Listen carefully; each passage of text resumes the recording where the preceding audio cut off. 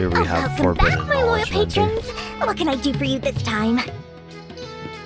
You name it. Canned Forbidden knowledge, knowledge. supplies, or anything else you need. I'll find a way to get it. Where there's a waterfall of Mora, there's a way. Can you really get us anything we want? Anything at all? Aha! So it appears that canned knowledge alone is no longer sufficient for your opulent appetite. Then please oblige me. Tell me what you have in mind. Oh! I knew customers with pockets as deep as yours would undoubtedly crave something more profound than ordinary canned knowledge. But you know, that kind of information isn't going to be cheap. After all, I had to work really hard to weasel my way into the auction site. Not to mention that if anyone found out that I was the leaker, I would be in big trouble. But how can we be sure your information is accurate? Paimon's curious. How you just happen to have this kind of info the moment we need it? Because to me, anything of value is what I consider to be my supply. Therefore, I must always be aware of what's hot on the market in order to secure more sales.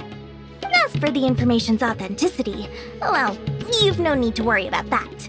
I used a camera to take a picture of the transaction. That way, no one can dispute it. It's always a pleasure doing business with such sterling patrons. Now that you've paid in full, here's the scoop. The Divine Knowledge Capsule was purchased yesterday by a certain Misery, the leader of Ain el-Ahmar. Ain el-Ahmar? You mean the Eremites who worship the Scarlet King? Ah, so you're already familiar with them. The group has done everything in their power to obtain the Divine Knowledge Capsule. After all, they believe it contains the power of the Scarlet King. That Divine Knowledge Capsule is unlike any other canned knowledge I've seen before. It was glowing bright red. The capsule is clearly visible in the picture I took. You can look for yourself. Thanks for the info, Dory. Please, it's my pleasure. It's all thanks to discerning customers such as yourselves that my efforts yesterday were not in vain. Please, don't hesitate to contact me if you ever need anything else in the future. Mora for Dory opens doors. Oh, hey, Thumb! We got the info you wanted! Really? Alright. Let's hear it. Dory even gave us evidence to verify the intel. Have a look. Huh, look at that. Clear as day. It must have taken some guts just to infiltrate the scene of the Eremites' transaction. But then to get close enough to take a picture like this. Bold move, Dory. Very bold move. Alright. The person in this picture is indeed Misery, the leader of Ain el-Ahmar. And the glowing red capsule he's holding appears to be the Divine Knowledge Capsule. In which case, if we play our cards right, when we confront them next week, we should be able to force them to show their hand. At first, Paimon didn't get why you were provoking these Ain el-Ahmar guys. But now, it sort of makes sense. Everything's playing right into your hands. After we defeat them, we can finally have a serious talk with their boss and get them to lend us the Divine Knowledge Capsule. Thank you for your time and efforts. Take a few days off while I make some preparations. Let's meet up again on the afternoon of the arranged date, 3 o'clock sharp. See you then. Alrighty.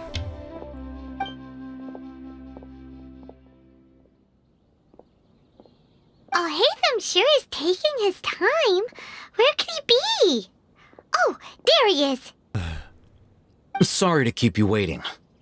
Let's head to the pier in front of Pharos Lighthouse. Yep, let's go.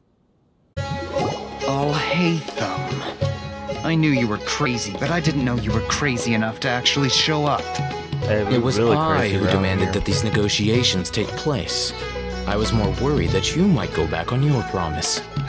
But to your credit, it appears that you're sticking to your word. This is turning into quite an occasion. I also brought some backup. I assume you don't mind. Back up. Aren't you the brat from the restaurant the other day? Doesn't matter. You've come to support this lunatic because he helped you out? Way too strong. Fine. Your funeral. I'm not going to mince my words. Once we're done with you, you'll be nothing more than fish food. Get 'em, boys! I think it's more like no you. Uh-oh, here they come. Good luck, you two. So much for Paimon helping. Steady as stone. Fire hazard!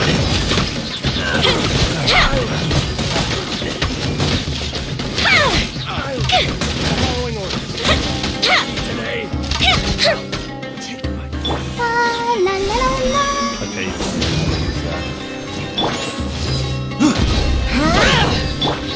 The fuse is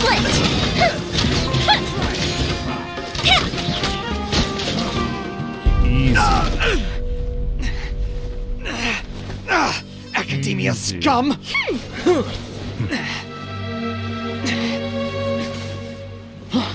Boss! Finally! Did you use it? Great! Now we can...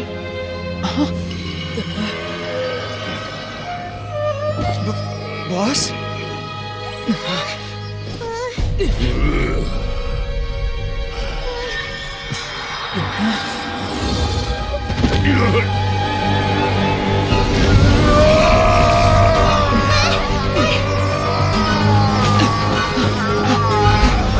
Boss!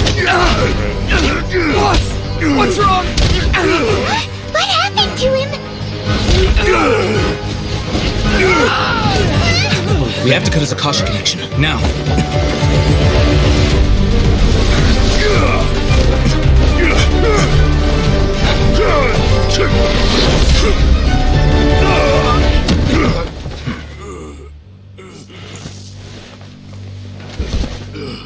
Target acquired! Arrest him!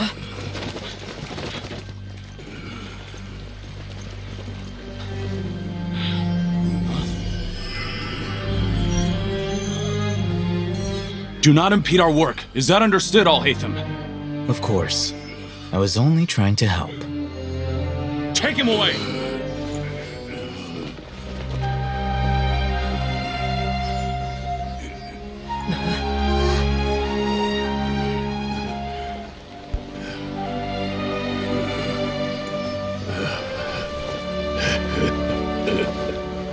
World, forget me.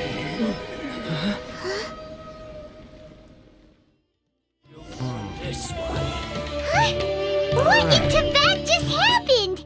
It's like that big guy suddenly lost his mind. It looks like he used the divine knowledge Seems like capsule. exactly what happened. You mean the divine knowledge capsule did that to him? Oh, yeah. You mean how some researchers go insane after getting knowledge from Irminsul? I've heard of numerous incidents of researchers in Satyavada life going insane. The state that man is now in suggests that this is a similar situation. This divine knowledge capsule does appear to be linked to the gods, but beyond that, it doesn't seem anything like the rumors suggest. Possessing it doesn't grant you divine wisdom or power. Did you hear what he said? World, forget me. What could that possibly mean? Exactly what he said. If the mantra took him away, then that means the Academia got the divine knowledge capsule back too. What a shame. We were so I think he nabbed close. it off of him. Still, Paimon didn't expect the divine knowledge capsule would be so dangerous. Imagine if we tried to open it. Oh, who knows what would have happened to us? As things stand, there is no reason for me to remain in Port Ormos. I believe our collaboration has also reached its end. Oh, we were so busy trying to find the divine knowledge capsule that Paimon forgot to ask you something. Since you're a member of the Academia, do you have any idea how we can go about meeting Lesser Lord Kusanali? Truthfully, I don't. Lesser Lord Kusanali appears to exist outside of Sumeru's entire administration. Most of the time, you wouldn't know she exists at all. Moreover, Since the Academia possesses the Akasha, a symbol of our deity's wisdom, scholars have no reason to desire to make contact with the deity herself anyway. Everything about Lesser Lord Kusanali is such a mystery. I'm heading back to the Academia. How about you two? It's almost the day of the Sub-Zero's festival. Maybe we should head back too. We've been rushed off our feet over the past few days, so maybe a little rest and relaxation will do us good. Then we'll part ways here, Al-Haytham, until we meet again.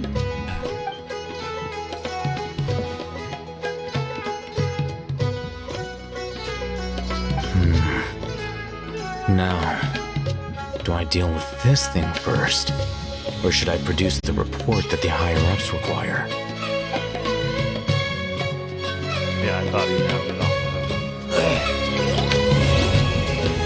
There she is! Dunyarzad, we're back! She has an interesting name. Just as promised, Traveler and Paimon. I'm so glad that you two came back to celebrate Lesser Lord Kusanali's birthday. A very important festival after all. Indeed. The festival's tomorrow. We've been preparing for so long that I can't help but feel a little nervous. There's no need to be nervous. Paimon's sure that Lesser Lord Kusanali will feel everyone's gratitude. Thanks, Paimon. I hope that everyone who comes to the festival will also have a good time. Probably not. Speaking of which, did you manage to make your way to Port Ormos? Discover anything over there? Of course No, we went. nothing at all. A lot of things happened there.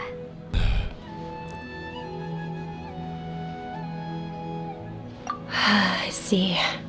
Sounds like you two had another exciting adventure. Mm-hmm. If there is another chance, I would love to join. My lady, if you went to Port Ormos in your current state, we'd both be in for a lifetime of trouble. Mm-hmm. Dia! You were eavesdropping! It's called covert protection. Keeping an ear out for what's going on around my employer is part of the job. It's all right, Dia. I merely said I would like to go. I know better than to think my body could handle it. The festival's tomorrow. I've been doing nothing but causing trouble for you. So, Dia, please take some time to relax. I'll be fine. Even when you put it that way, it still doesn't feel right. Don't worry, my guardian knight. Okay, fine, but only tonight. Tomorrow's a big day, and many no-good scumbags are gonna try to take advantage of that. Oh, you two must be exhausted from your long journey back to the city. My apologies for not realizing this sooner. I've already prepared a room for you to rest. Please follow me.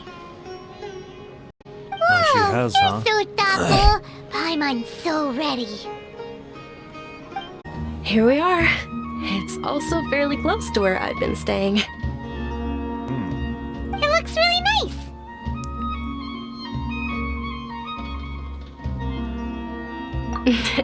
Not at all. Just tell me more about your adventures when you next get the chance. That's Paimon's specialty. Paimon can tell you stories next time. Oh, if you don't mind, how about we all walk around together tomorrow? All of my friends will be working the festival, and Dia is still insisting on her covert protection. As per usual. Yeah. It'll be pretty hard to relax and enjoy the festival if Dia's constantly hovering over you, right? Then let's meet at the nearby bazaar first thing tomorrow morning. Have a great night. It's a deal. Good night, Dunyarzad. I may be too excited to fall asleep tonight. See you tomorrow. Paimon's starting to really look forward to the Sub-Zero festival too. Will there be lots of yummy food? Oh, no. Thinking about food is just gonna keep Paimon up all night. The earlier we sleep, the better. Let's go inside, Traveler.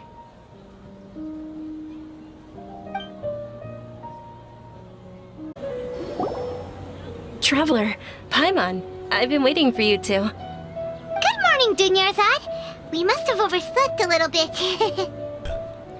Not at all. I arrived early. Good job, Paimon. Today is finally here. I must cherish every moment as if it were gold. You've worked so hard for this day. You gotta enjoy it to the fullest. You know it. Oh, it's just that, as expected, I had some trouble falling asleep last night. I'm hoping my body won't be too much of an issue today. Well, shall we? Let's start with the stalls over there. Many vendors came out of the blue to support the event, and they insisted on covering costs themselves. Let's go give them some business. They paid for everything out of pocket?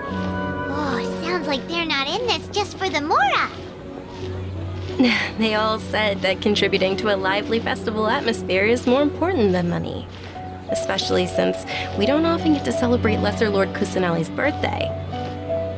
Ooh, they're selling food over that way! Let's go! This is a stall offering foods from the Haftmewa feast. Oh, you could tell straight away. I thought most people nowadays wouldn't know. Mushrooms, flowers, and all kind of fruit? Oh, we got the It's all shrooms. vegetarian stuff. Oh, Paimon's a little disappointed. So, what's the Haftmewa feast you mentioned just now? It's another Sub-Zero's festival tradition. People used to set their tables with 7 different foods. Generally speaking, the most common selections were foods like Rukashifa mushrooms, lunar lotuses, Sumera roses, sunsetias, capulatas, hara fruits, and zaytun peaches. Okay. So, the Sub-Zero festival is a vegetarian holiday? You don't have to be a vegetarian to enjoy the spread. We just use the 7 foods to symbolize the 7 virtues of the Dendro Archon. Wait, but if that's the case, if Sumero uses vegetarian food to represent the Dendro Archon, then wouldn't the Pyro Archon's festival be full of food like roasted fowl, juicy meatballs, grilled steak? Oh, Traveler, we have to go to Natlan as soon as possible! I hope your wish comes true one day, Paimon. Thanks! Alright, how about we also check out some of these other stalls?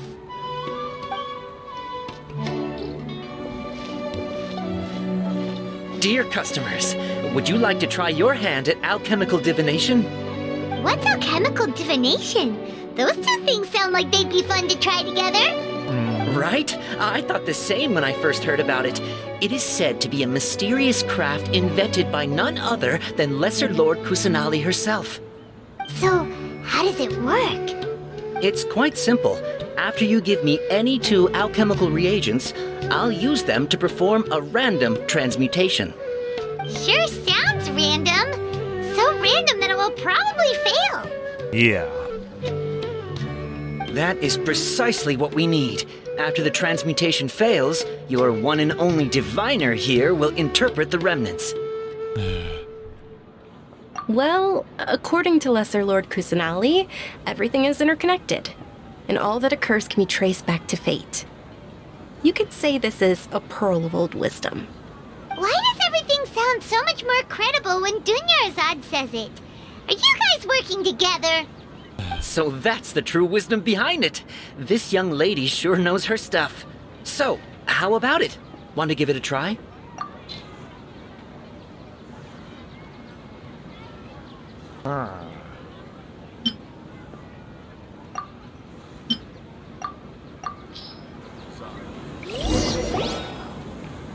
Okay, one moment. It's the moon. Paimon wants to take a look too! Is it? It looks more like a pie that Paimon bit into. Generally speaking, the moon signifies... It means... Wait a moment. Is he really looking it up in a book? Oh, I remember now. It means illusions and lies. Illusions and lies? That sounds rather ominous. Yes, but this book says that if you trust your intuition and overcome your fears, the sun will surely rise.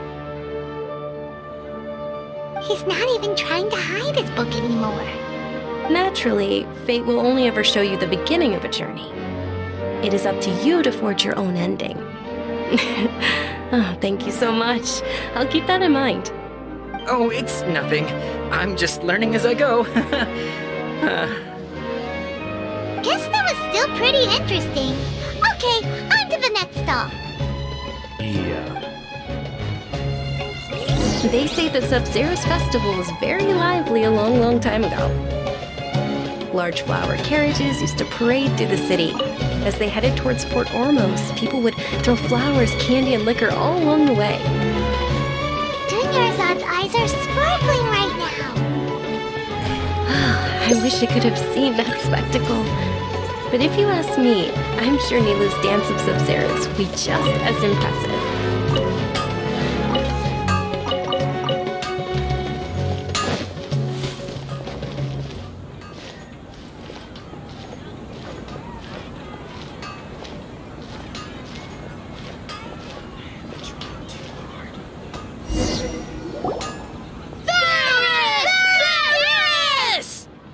Attention! Soldiers, fall into formation if you want any Yalda candies.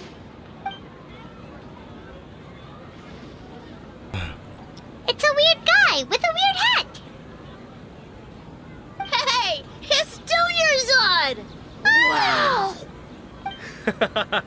Miss Dunyarzad, the children love you even more than the Yalda candies. In the few short days it took to prepare for the Sub-Zero's festival, the children have all grown very fond of you. The Hallowed Night of Flowers. It's an honor that you know my name. Attention! In the name of Ferris, the Knight of Flowers, I commend you on your contributions to the glorious Sub-Zero's festival. All right, little soldiers, take your Yalda candies and don't forget your loyalty to Lesser Lord Kusanali. Dismissed! Yes, Knight Ferris! Just what is going on here? Ferris, the Night of Flowers, is another Sub-Zero's festival icon, and one immensely popular with children. In the past, the actor portraying Ferris would also sit on a flower carriage.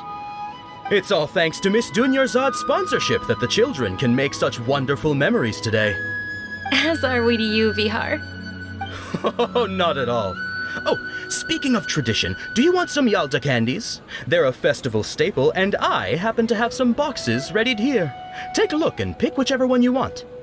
Whichever one? Don't these boxes all look the same?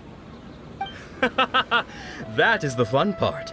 Each box contains a random flavor. It's up to the luck of the draw. Flavors include lavender melon, hara fruit, sunsetia.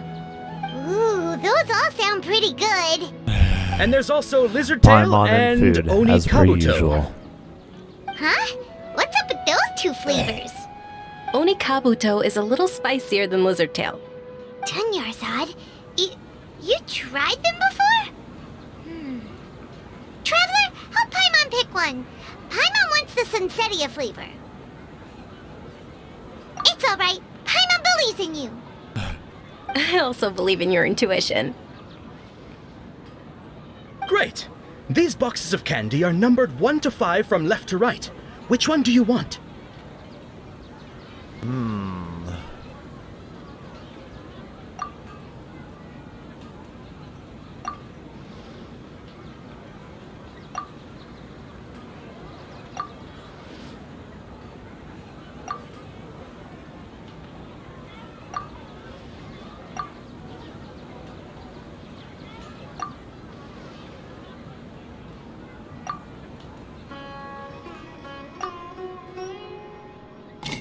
Attention!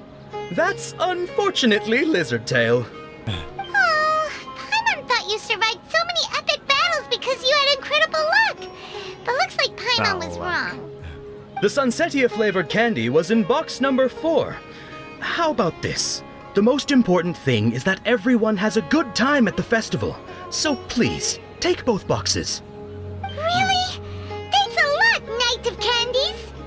It's Night of Flowers, not Night of Candies. Yes. Paimon really wilted the carriageless Knight of Flowers. They all basically sound the same. We got our candy, so let's keep going. Oh, actually, I just remembered that I left something behind. Since you're here, can you come with me to get it?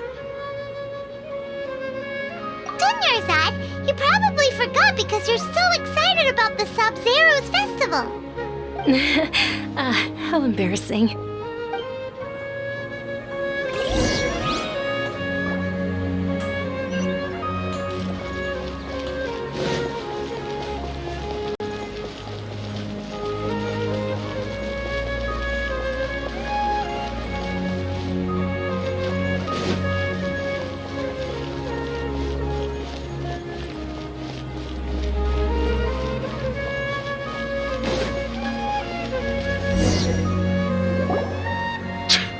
We're too late. Who knew the little lady was such an early riser? I know, right? Hey, wait a minute. Pause. Isn't that her? Oh, that most certainly is. We're in luck. She's walking right into our clutches. Those Eremites don't look like they're up to any good. So much good. Who are you? I don't believe the Homayanis hired you. That's right. We haven't received any of their mora, but I wonder how much the Homayanis would shell out to get you back. They're a gang of kidnappers! Traveler, hurry and protect Dunyarzad! Hey, did you scumbags even consider that the Homayanis might have hired a merc that outclasses you? You're... Dia! Dia the Flame Mane! No wonder we mercs haven't heard anything about you for so long. You sold your unruly mane to the highest bidder. Don't speak so disrespectfully. My family started working with her as gratitude for her past kindness to us. Don't worry about it, my lady. Just some friendly banter between mercs. One punch and those rabid dogs will expose themselves for what they really are. Aren't your claws all dull by now? Don't get too cocky!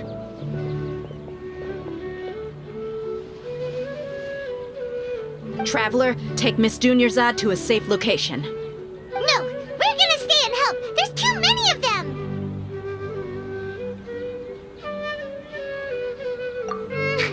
You're right. All right, fine. Please be careful, Dia. Don't waste your time worrying about me. This is my job. Look out for yourself. After I've wiped the floor with them, I'll go find you all.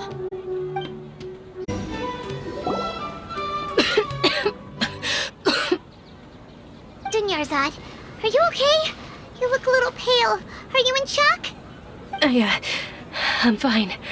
My body always reacts like this whenever I exert myself too much. You sure you're okay? I'll be fine after some rest. I'm more worried about Dia. After all, none of this would have happened if I hadn't insisted on coming out today. Yeah, don't worry.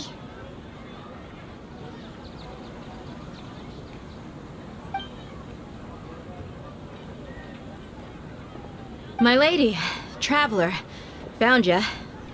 Dia! You took care of them so fast! Any more of them? Or rather, did anyone follow you? Dia, your arm! Oh, this? I'm fine. It's just a scratch.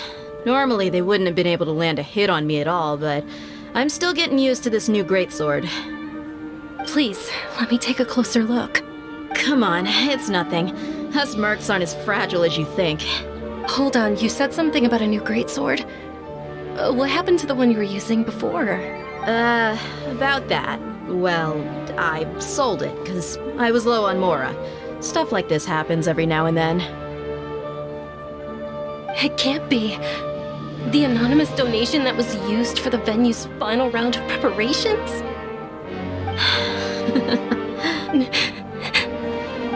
Hey, Miss Dunyarzad, I wasn't trying to make you cry, and I'm not gonna lose my commission because I made my employer cry, am I? Okay, making your employer cry won't affect your commission, but selling your weapon without permission and getting hurt? I'll have to reevaluate your performance. You're so unreasonable, my lady. Thank you very much, Dia. Don't be like that. I get embarrassed really easily. Are you feeling unwell again, Dunyarzad? My lady, your condition. Traveler, can you take her somewhere to rest? I'll look around the area to make sure we're safe from an ambush. Truly, I'm sorry for the trouble, everyone.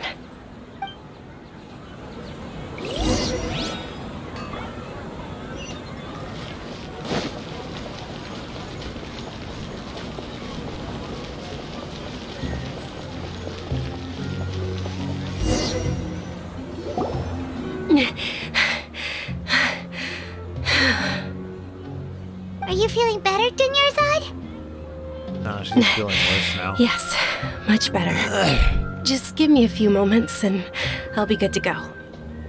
I didn't realize you were concerned about it. I guess I shouldn't continue to keep it a secret. I was actually born with Elazar. It's terminal now. Can't believe it's Elazar! Oh, you've already heard of Elazar. In that case, you probably know about its severity. Sumeru's current medical advancements still haven't been able to find a cure. The disease's progression can only be delayed through environmental therapy. Dunyarzad. There's no need to be sad. I've always lived with Elazar and I came to terms with it a long time ago. Compared to the simple fact that I'm afflicted with this, its effects on my life have been much more painful. I know that my family loves me dearly. They've done all they can to provide the best environment for me so that I can live for that much longer. However, I know I will one day succumb to this. Did you know? Before I ran away from home this time, the world outside of my home didn't even know that I existed. Since I was a child, all I could do was sit on my bed and stare at everything outside of my window. I'm sure my family's worried and disappointed in me for running away, but I just didn't want to have any regrets. No regrets. I wanted to meet other people.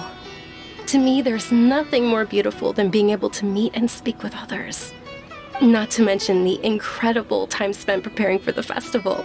The joy on everyone's faces here, and all the support I've received from friends like Dia. This way, when my final day does arrive, it will be less sorrowful. At the very least, many people will remember that I once existed in this world, right? As long as you don't forget Paimon, Paimon also won't forget about you. No. Even if you forget Paimon, Paimon will still remember you. Thank you two so much. I apologize for the depressing conversation. This is out of character for me. To be honest, Lesser Lord Kusanali gave me the courage to do all of this. If it weren't for her encouragement, I wouldn't have taken that first step. Thanks. There will always be frustrations in life, but I know that the point of living is not to leave behind any regrets. Oh, right! Isn't it almost time? No. Almost time for what? Isn't the Dance of Sub-Zeros about to begin? It's the part of the festival that I've been looking forward to the most. Nilu will recreate that legendary scene with her most splendid dancing. And the Sub-Zeros festival will conclude amid everyone's applause and blessings. And with that, my wish will also... Then what are we waiting for? Let's go to the stage! Yeah, we should still make it in time.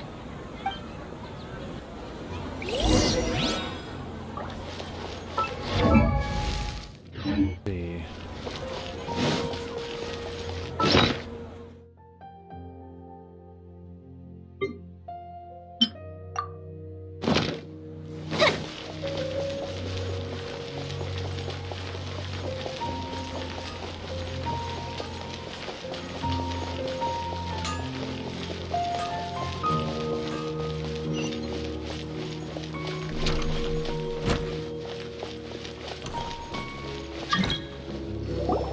Were you not aware that the law prohibits this type of performance from taking place without prior permission? Over there! Someone's yelling at Nilu! I think I just saw the Academia's Grand Sage. Why is he here in person? But the Dance of Sub-Zeros is one of the key parts of the Sub-Zeros Festival. If we can't perform it... The Sub-Zeros Festival. The law also prohibits the private hosting of large-scale religious festivals. Only the Academia can host such an event. If you continue to resist, we will have to order an investigation into every single event organizer. The Grand Sage has already granted you much leniency. I advise that you exercise tact. How did things turn out like this? The Academia was originally responsible for the Sub-Zeros Festival, but they failed this responsibility for many years. I need to speak with them.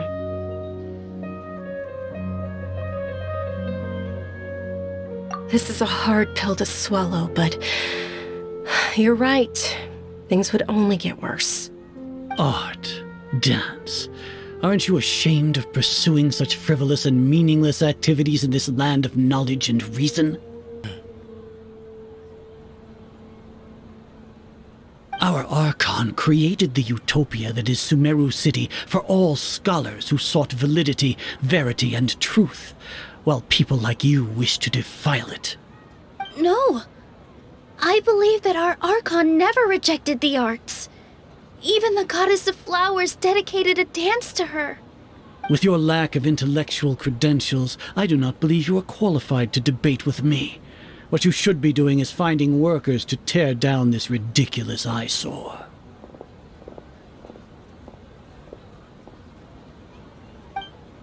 When we return, have the scribe draft an ordinance before the next Nyargarbaha Day that prohibits public art performances.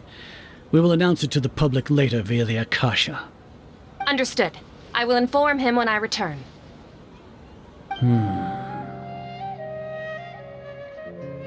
The Sub-Zeros Festival. Go celebrate the birth of that god to your heart's content. Nilu, are you okay? Oh, Dunyarzad. You all saw that just now? The Grand Sage ordered us to stop the performance. Yeah. Let's go somewhere the Academia can't find us and perform there. But how do we let everyone know? And what about the atmosphere on the stage? Or we could get people to block them off so they can't interrupt the performance. No. They just threatened to investigate the organizers. If we were caught... I have an idea. What about inside of the teapot that we possess? We do have a stage item. Nilu, it's all right. Don't worry about it. But you've been looking forward to the Dance of Sub-Zeros so much. And I know how important this festival is to you. We would be hosting the dance inside of the teapot. I don't want you to have any regrets. It's okay. Seeing you care this much about my feelings is more than enough. It would be too risky to continue the Sub-Zeros Festival at this point. I don't want to get everyone in trouble. If you say so. But you can sneak out for the next Sub-Zeros Festival, right? We'll make sure the next one is a smashing success. The next one. Yes. Okay. It's a promise. It will be a smashing success. I can't believe this is how things turned out. Those heartless geezers. It really is okay. There's nothing we can do about it. Still, I'd be lying if I said I had no regrets. I would have loved to see Nilu's dance.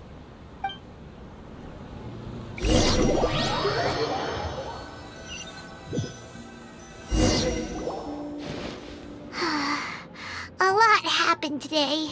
It's a shame the festival ended the way it did. Nilu and Dunyarzad promised to make the next Sub-Zeros festival a success, but Dunyarzad is running out of time. Yeah.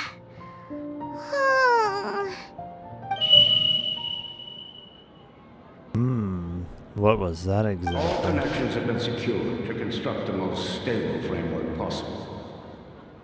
Interesting. Project has entered its most critical phase. Power has begun to flow from...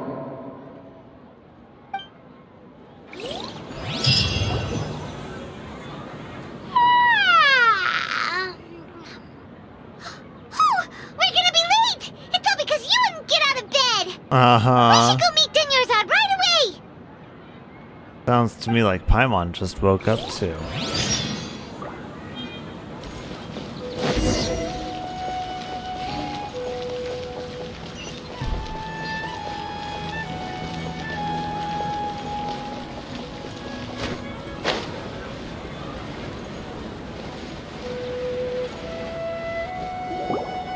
Good morning, Dinyarzad. Sorry we're late. Not at all. I arrived early. You seem kinda tired. Did you not get enough sleep? I'm doing well. There's no need to worry. Shall we go? Let's start with the stalls over there. Sure! Traveler? Why are you just standing there? Let's get going!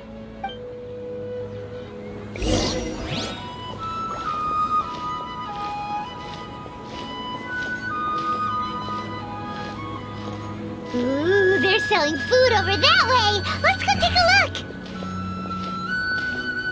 Paimon and food.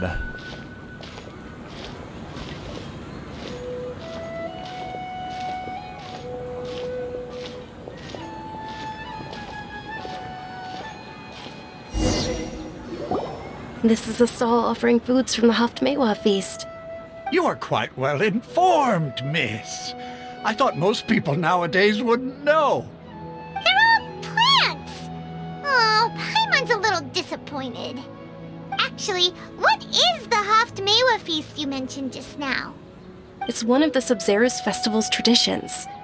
People used to set their tables with 7 different foods to symbolize the 7 virtues of the Dendro Archon. Appear to be in the form of the moon. Really? Paimon thought it looked like some kind of food. The moon signifies... It's escaping me for now. Wait a moment. This is all the same events. Is he really looking it up in a book? Oh, right. It means illusions and lies. But if you trust your intuition and overcome your fears, the sun will surely rise. Understood. I'll keep that in mind. Oh, it's nothing. I'm just learning as I go. Guess that was still pretty interesting. Okay, on to the next stall. So, where to next?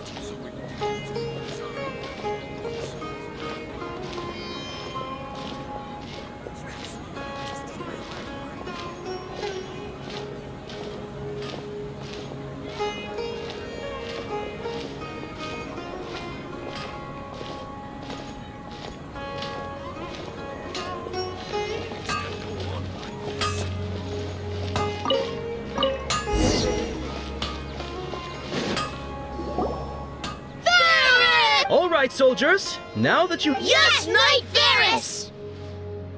What's going on? Ferris, the night... Oh, do you want... What's the... Ooh! And there's also... Check. Great! These boxes of candy are numbered 1 to 5.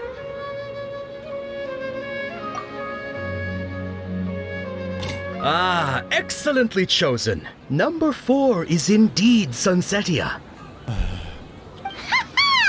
Paimon bet you had incredible luck, and Paimon was right!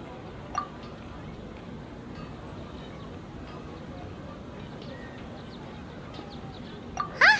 How's that possible? It's obviously random. Maybe we didn't sleep very well last night. Or maybe we slept too much. Oh, sure. Huh? Where are you going? You're just gonna walk off like that?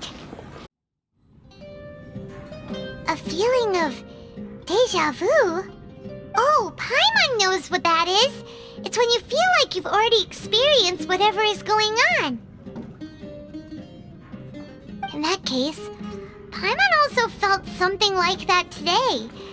But that's just our brains playing tricks on us, isn't it? So why'd you run here in such a hurry?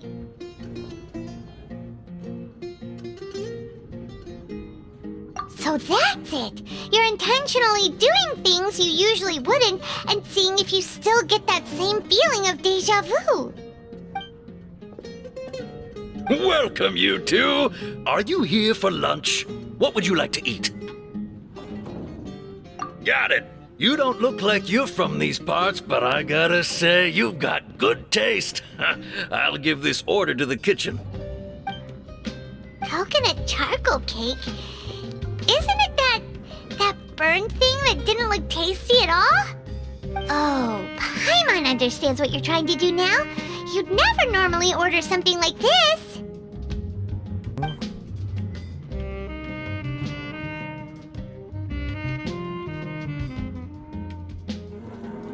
That thing?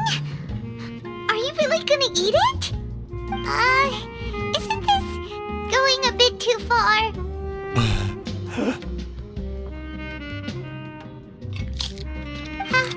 How was it? The look on your face is telling Paimon that it tasted awful. Then, you mean... That's impossible! We were just talking about how gross it looked! So, would this be a case of taste bud deja vu? Paimon also gets the impression that we've been here many times, even though we aren't regulars. How about we go out again and try something else?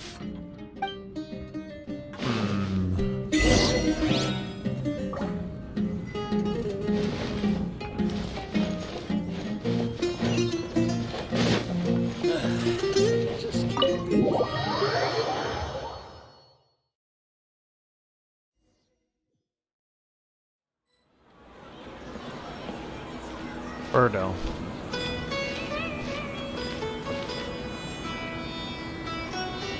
Hey, Dinnersot is sitting by yourself on that bench over there.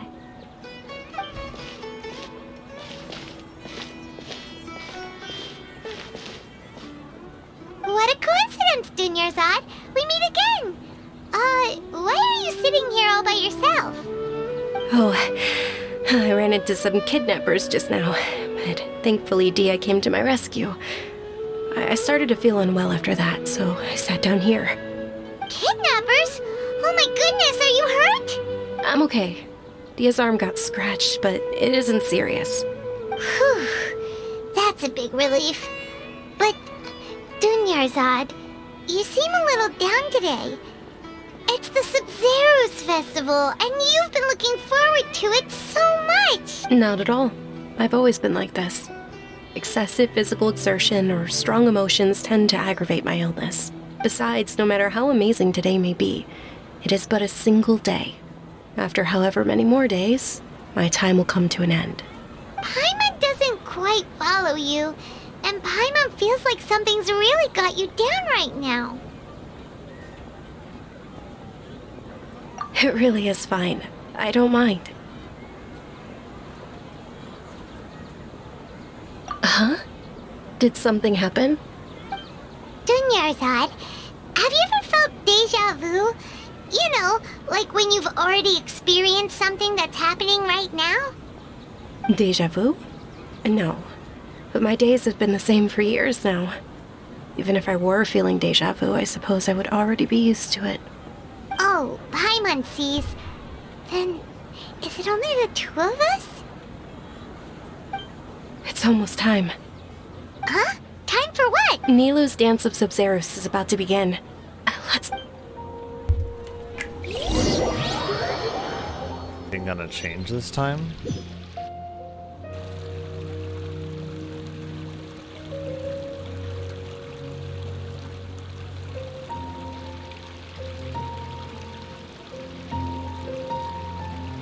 With your lack of intellectual credentials, I do not believe you are qualified to debate with me. What you should be doing is finding workers to tear down this ridiculous eyesore. When we return, have the scribe draft an ordinance before the next Nyagarbaha Day that prohibits public art performances. We will publicly announce it later through the Akasha. Understood. I will inform him when I return. The Sub-Zeru's festival. Go celebrate the birth of that god to your heart's content.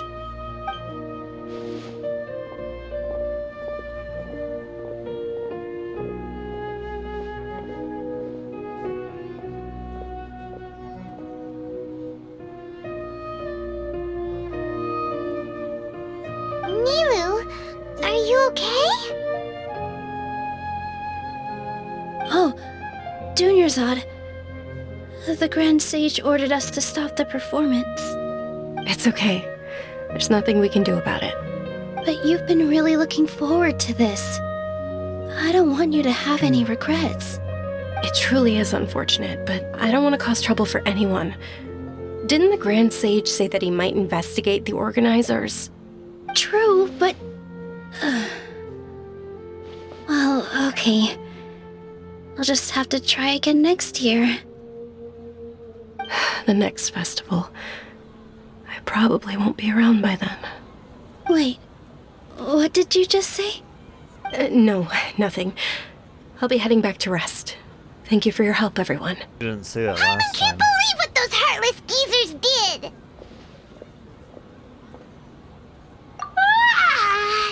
Did Dunyarzad already go back? We should also return and get some sleep.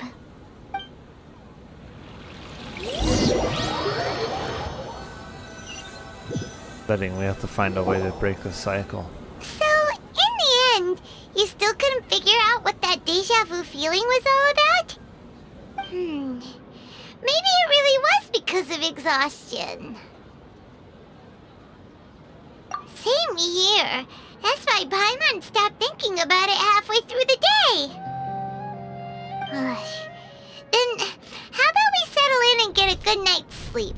For now, we can chalk things up to exhaustion. We can do more thinking tomorrow. Squirrel. The squirrel is behind it all. Observing a modest drop in the output of jnana energy, but values still remain within normal parameters. Continue to monitor for variances in the data and find the cause as soon as possible.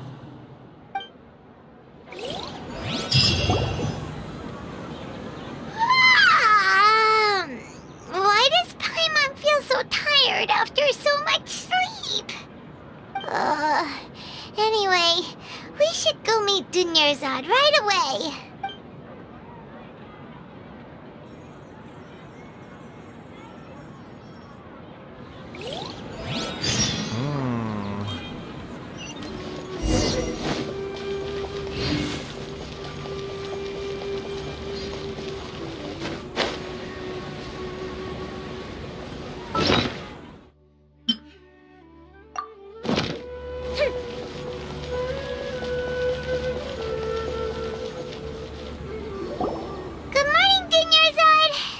Keep you waiting. Not at all. I arrived early. Huh? Paimon thinks you sound kinda tired. Did you not get enough sleep? I'm doing well. There's no need to worry. Shall we go? Let's start with the stalls over there. Great idea! Let's get going! Traveler? Hey.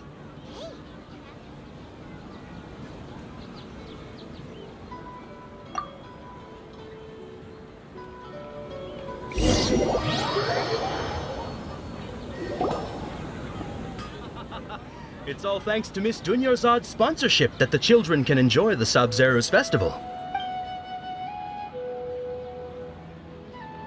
Oh, are you interested in Yalda candies?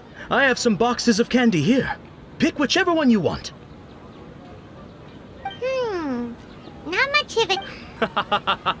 It's not that simple. Each box contains a And there's all... Huh? No problem. These boxes of candy are numbered 1 to 5 from left to right. Which one do you want? They're all number 4. Oh my goodness. Oh, I like your confidence. No hesitation at all.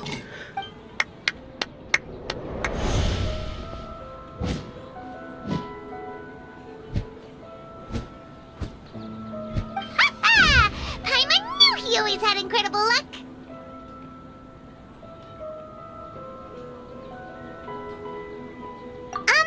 Paimon's not really interested in the other flavors. Oh! Wait. How did you know?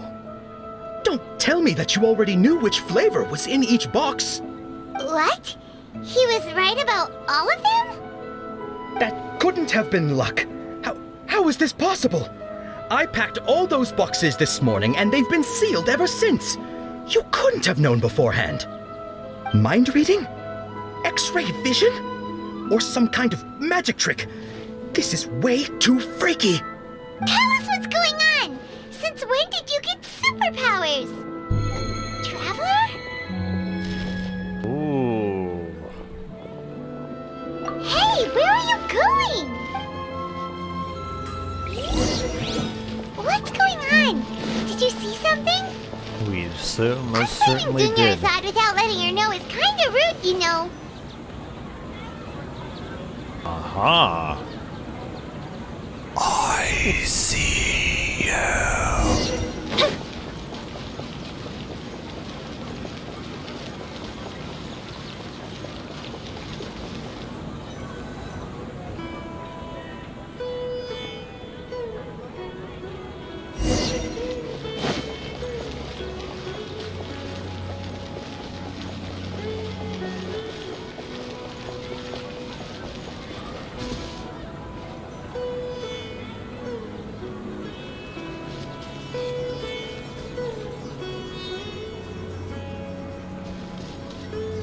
Oh ho, she transformed into Birdo. What are you looking for? Why did we come here?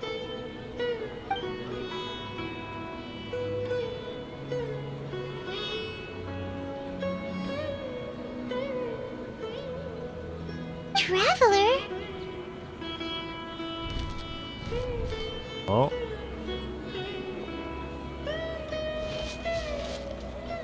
That's...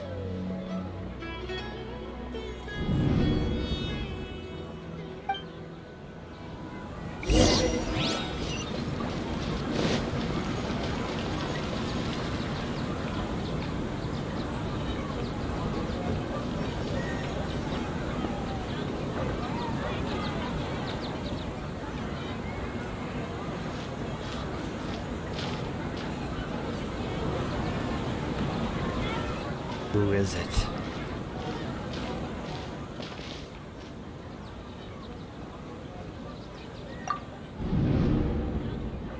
Look! That's... Isn't that Dunyarzad? What's happening here? Why are there two Dunyarzads? You already know that this isn't your first Sub-Zero's festival, don't you? I'm sure you already know how to use this. A knowledge capsule? Where did you get it? What's inside? You should use it too, Paimon. You know Paimon? Well, this seems kinda sketchy, but Paimon feels like this is what we should do.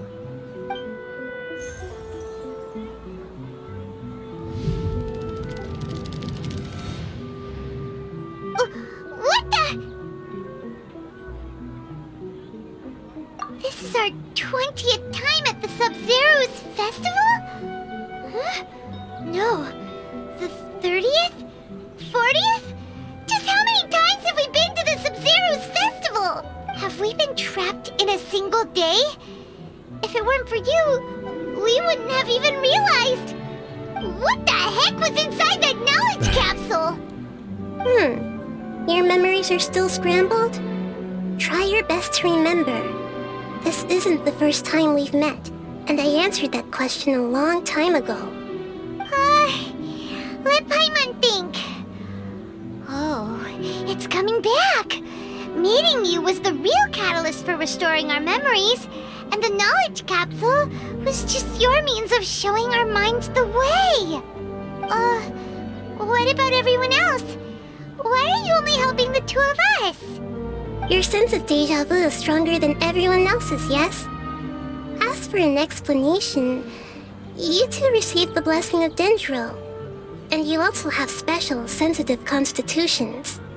It was as if a single sheet of paper was separating those memories from your consciousness.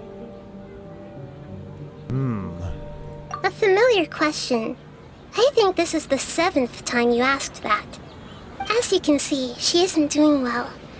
You probably sensed it too. The Dunyarzad you were just with is different from the first Dunyarzad you met. That first Dunyarzad is in front of you right now, and she doesn't have a lot of time left.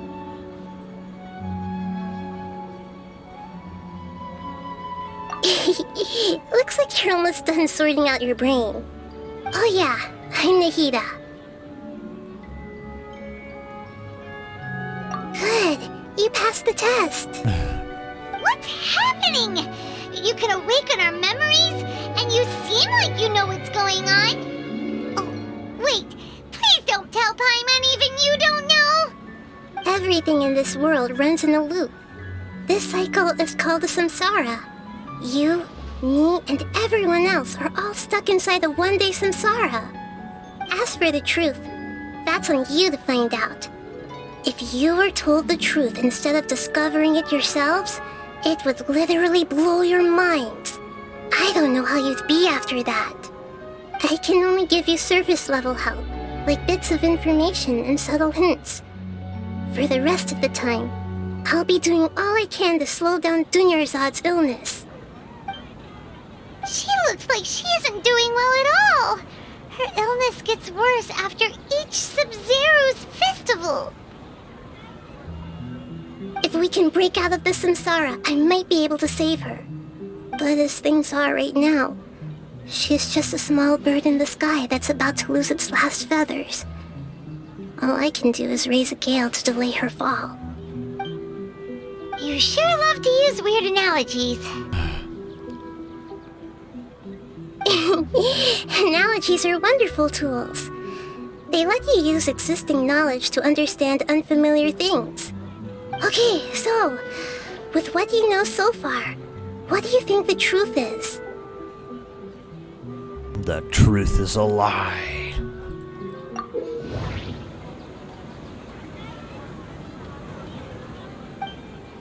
Some text entries can be associated with one another once interpreted. Select associate to choose the other text entry, then select trigger association. You can gain new text entries by performing accurate associations. If one of the text entries on the current page can be used as a conclusion, then select that entry before choosing submit. A time loop. You've given similarly wrong answers in the past. A pity. Still the wrong answer? Paimon thought that made a lot of sense. It feels like time's just repeating it. A simple time loop can't explain some of the phenomena. You two are still missing a lot of information. Unfortunately, I can't give you any more hints. Dunyarzad! The Sub-Zero's festival is happening every day, but that doesn't mean we can waste an infinite amount of them. Hurry and find the truth before today's festival ends.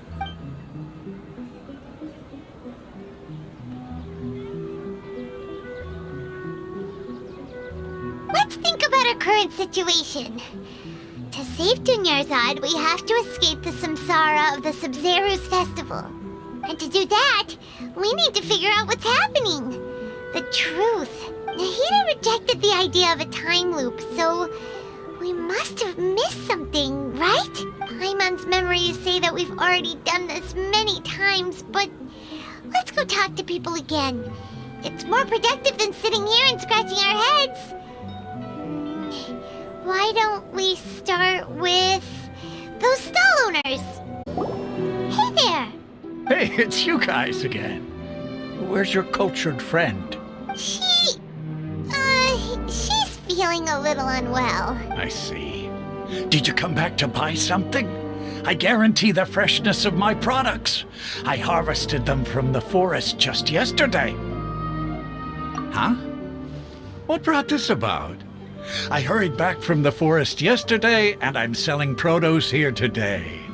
I haven't felt anything strange.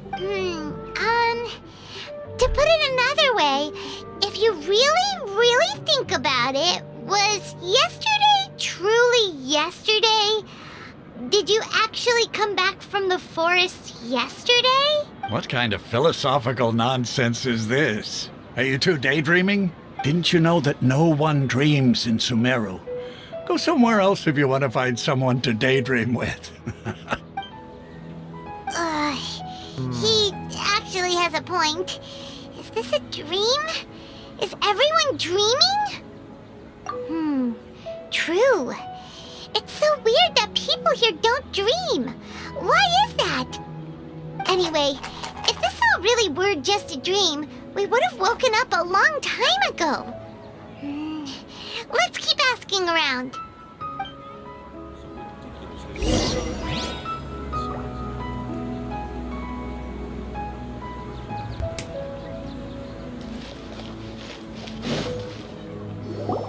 Oh, it's you two. Was my divination so accurate that you felt compelled to compliment me in person? Ooh, I knew it! I told you, the god's divination is highly accurate. You just hadn't fully understood its significance yet. You're really excited about this, huh?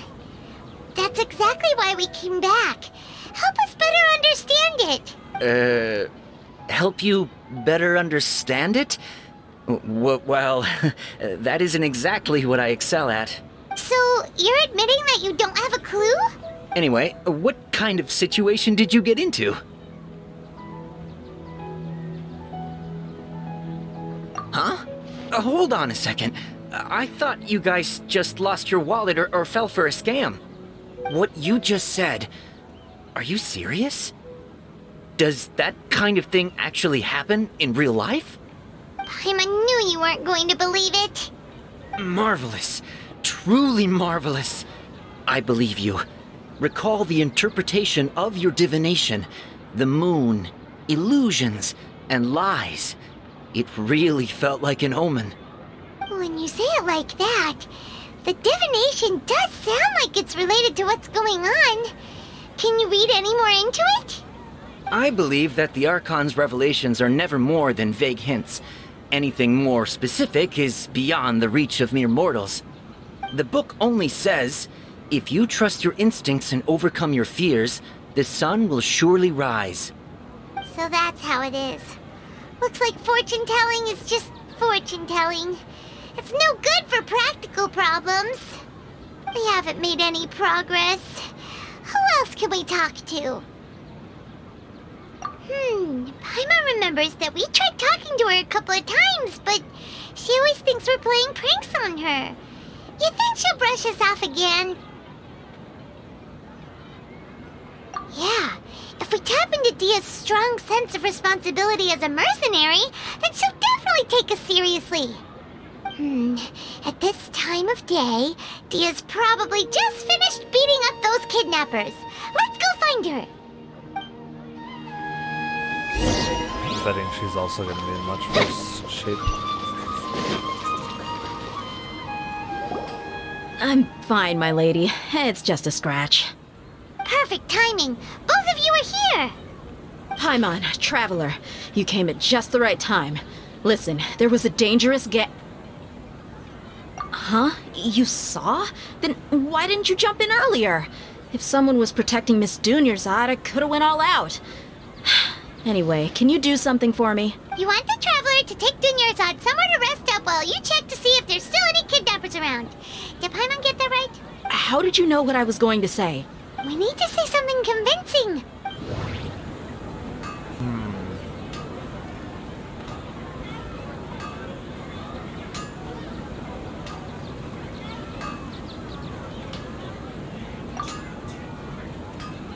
The moon, illusions.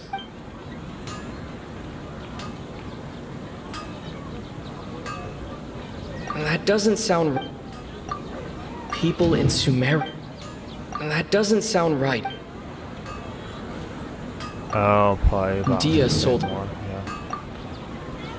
Tell her, Traveler! I didn't tell anyone about that. Including Miss Dunyarzad. You couldn't have known. And just now, you literally took the words right out of my mouth. What's going on? All right, so this is the situation. It's kinda hard to believe what you just told me. First, let me make something clear. Most of us desert dwellers might not be the scholarly type, but we do have basic common sense. She's quieter than usual, uninterested in anything, and really gloomy. Yeah, she isn't the same as before, but her parents said that this is how she was like at first. Huh? At first? I don't quite understand what you're all talking about. I'll go rest on the bench over there. My lady, are you angry? All right, I'll give you the benefit of the doubt since you knew about my greatsword. Let's make this a quick trip. Miss Dunyarzad isn't completely safe here.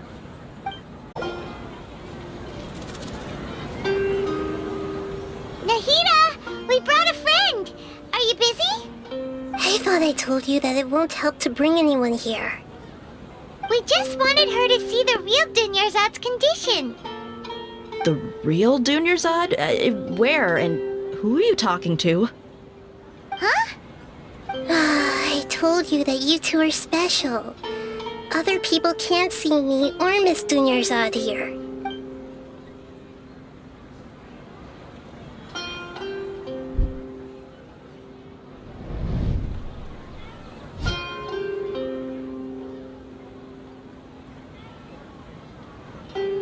Hold on. Over there. Is that? Wow. How perceptive. Does she have invisible antennae? Miss Dunyarzad, she's lying down here, isn't she? How's she doing? Her condition's really bad, and she's basically in a coma. How did you know she was here? I can sense her aura. There are also lingering feelings of something like regret or disappointment. What happened? Do you believe us now? The Sub-Zero's festival has been repeating itself. So, you think the sages are behind this? Yeah, they've always been against us. Wouldn't surprise me if they're using the Akasha to intentionally repeat the Sub-Zero's festival as a sick joke. You have a point. Aside from the Dendro Archon, the Academia's sages are the only ones in Sumeru who could pull off something like this. Maybe there's more to the Akasha than we know. Right! Didn't you awaken our memories using something that looked like a knowledge capsule? That means you must know something about the Akasha! The Akasha relies on the power of a gnosis to operate, as it is the manifestation of the God of Wisdom's power. It compiles the wisdom of the entire populace, and it grants knowledge to the people. A gnosis could do that? No wonder the Akasha is so magical. It's being powered by the gnosis of Sumeru's Archon. So, this Nahida you mentioned, what did she say? She said, and Paimon quotes, "The Akasha relies on the power of a gnosis to operate, as it is the manifestation of the God of Wisdom's power. It compiles the wisdom of the entire populace and it grants knowledge to the people." Compiles the wisdom of the entire populace and grants knowledge to the people. Wait. I get the grants knowledge part. That's what people have always used the Akasha for. But compiling the entire populace's wisdom? How does that work? Did she mean that the sages enter new knowledge into the Akasha? Oh yeah, that sounds about right. What do you think? You mean the Akasha is causing our mental fatigue? Huh. Now that I think about it, my head's been feeling unusually heavy. When the desert dwellers set off on their quest for knowledge, a sage once said, "Knowledge always comes at a price." Compiling the entire country's knowledge. You think The Akasha pulled a 180 and is extracting information from us?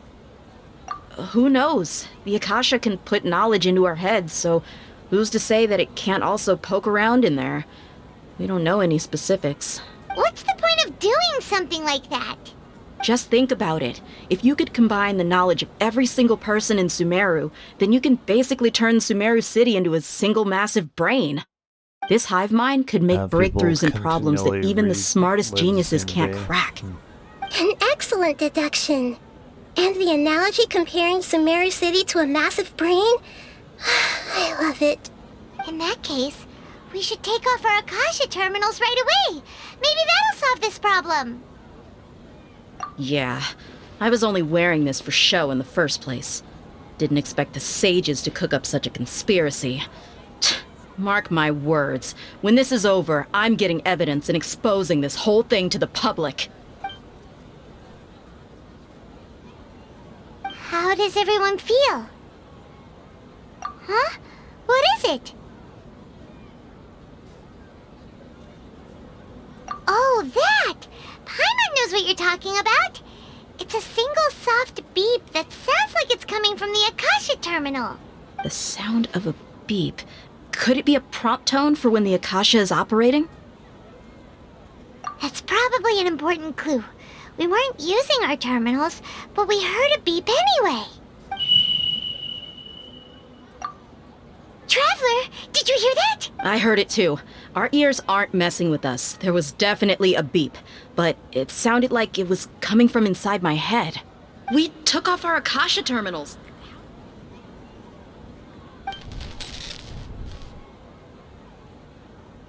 Phase runtime has exceeded its expected length. At this rate, there may be casualties. But we cannot lose all of our progress.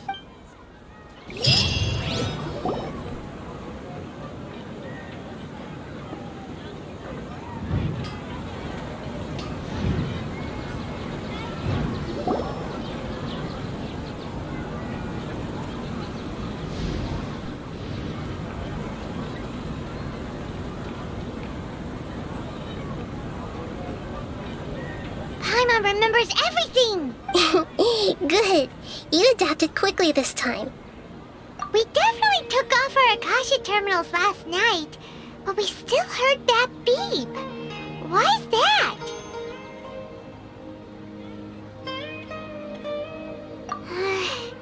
But now we can at least confirm one thing. The Akasha definitely has something to do with whatever's trapping us in this cycle. Oh, Paimon doesn't get it. Why would the Akasha go this far if all it wants is everybody's wisdom? It's extremely difficult for lab rats in an experiment to understand why they're being treated the way they are. If we're lab rats, then what are you? Nahida, you've never told us anything about yourself. I guess I'm the moon. The moon? Wasn't that the result of our divination? Anyway, knowing who I am won't help you get closer to the truth, so you should focus on other things. Don't get distracted and miss any clues. Okay then. Dia helped us a lot yesterday, so let's go find her. If Paimon's reading the time correctly, those kidnappers should be showing up soon.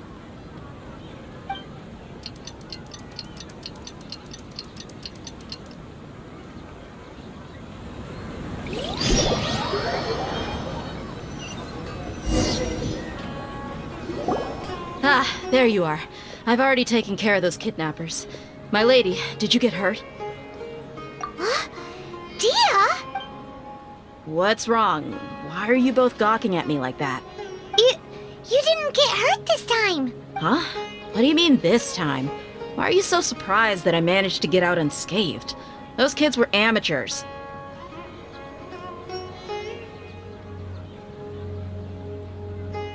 Shh!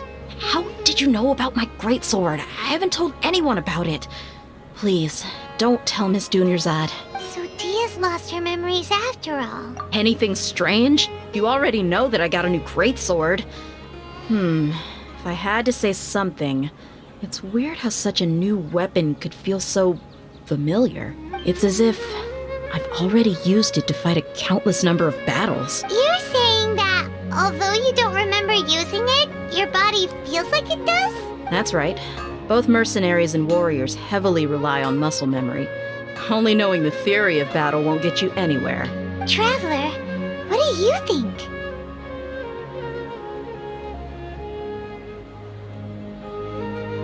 Yeah! Paimon's feeling really hopeful. Oh, you're right! Earlier in the Samsara, something like this would have never happened. I have no clue what you two are talking about, but it's still dangerous here, so... So you want us to take Dunyarzad somewhere else to rest while you check if there are still more kidnappers around, right? How did you know what I was gonna say? Can you read minds? Forget it. Go and do your thing.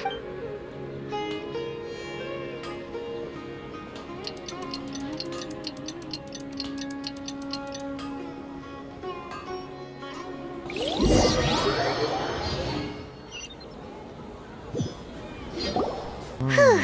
It's finally nighttime.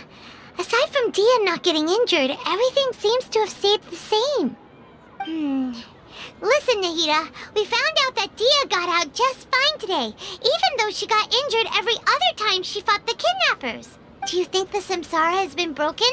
Have we saved Dunyarzad? Really? Good job on all that progress. Get some good sleep tonight. Hey, what kind of an answer is that? Tomorrow will come. Everyone assumes this is common knowledge, but the only way you can know that for sure is if you experience tomorrow. How many todays has it been? Is it possible that today will be followed by yesterday?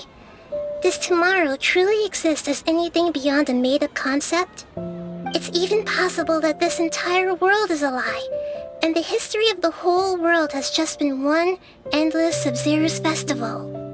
Okay, no more. Paimon's brain is already shut down. That's why it makes no sense to waste your energy thinking about things you will learn tomorrow. Get some good rest. You know, use the bathroom and flush your anxiety dookie away. Huh? Hold on, what did you just say? Did Paimon hear you correctly? Huh? People always say they feel a sense of relief after they take a duk-duk. That's why I suggested you could try that. Is that so strange? It's so strange and so against common sense that Paimon's at a loss for words. You were sounding kind of smart just a minute ago. Yeah, even though it's happy and lively at the Sub-Zero's festival every day, it feels like it's been a long time since we've really gotten to relax. Let's go back to our room.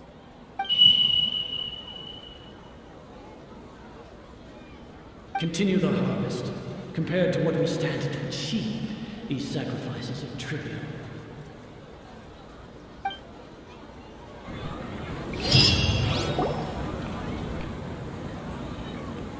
We're still in the same day! Nahida, you already knew last night that we didn't break out of the Samsara? Why did you tell us? Would there have been a point? You would have spent the night with new worries, with tomorrow still out of reach. In that case, you might as well rest within that brief moment of hope. An opportunity like that doesn't come by often, and I thought it might help you clear your minds. Paimon thought the Duke did that! Whatever. Guess you were looking out for us after all. Of course. In the time we've been together, you two have been everything to me. Paimon's flattered and everything, but maybe you're taking things a little fast. What I mean is, even though I had asked you to solve this puzzle, you two are still the only ones who can see me and sense my presence. In other words, if you weren't here, I may as well not exist. That's why you two have been everything to me. Get it? Nahida's talking about confusing stuff again. Anyway, that's enough chit-chat. So, Traveler, did the new clues yesterday help you gain a new understanding of the situation? Huh? Why are you scrapping your previous theory? Oh, yeah! You're right! Gosh, how did we not notice that? In a simple time loop, people's physical conditions should also reset. So, what's your new... If all our memories of a day are erased at the end of that day, then we would unwittingly relive the same day again and again. Came to that conclusion a while ago. Oh! Then the beep we hear every night could just be indicating the deletion of our memories! That's why when we wake up, everyone thinks the Sub-Zero's festival hasn't happened yet! It's already the next day, but everyone still thinks it's the day before! But muscle memory can't be erased. That's why Dia has been getting better at using her greatsword. Now everything makes sense! A brilliant deduction. Nahida, tell us if we're right or wrong! To put it simply, it's as if you've mistaken a pyro crystal fly for a firefly in the night. You lost sight of its true nature because you focused too much on your perception that it glows. That isn't simple at all! Why don't you go talk to Miss Dia again? You might learn something new. Right! She did help us find our latest clue after all. Let's go! What else could it even possibly be?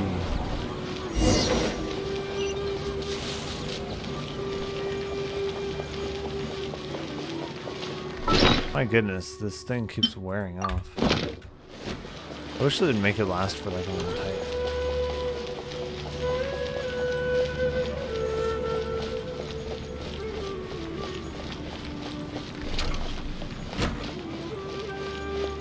Even if you increase the ingredient cost to full 4 times, I'd rather have it last an hour. There you are. Really took me a while to find you. As expected, Dia also didn't get hurt today. Get hurt? Why would I? Don't underestimate me. Well, you're still getting used to your new greatsword. Huh. Truth be told, I also think it's pretty strange. It just suddenly felt so familiar in my hands and... wait a second! How did you know I got a new greatsword to begin with? I didn't tell anyone about it. Traveler, could you explain the situation to her today? Paimon's gotten a little sick of doing it. Oh, that works!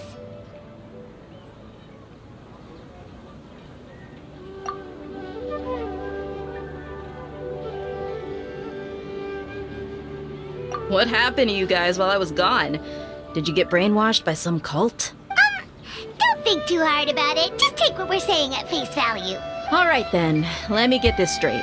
You're telling me that my body's already gotten used to this greatsword, but my brain just doesn't remember it? Yes! Your memory's being erased every day! Then I'd have to disagree. That's impossible. Oh? Why do you think that? If we've actually been reliving the Sub-Zero's festival day after day, then what happened to the things we used, the money we spent, the food we ate? Common sense says my wallet should have emptied itself a long time ago. There's no way I wouldn't have noticed that.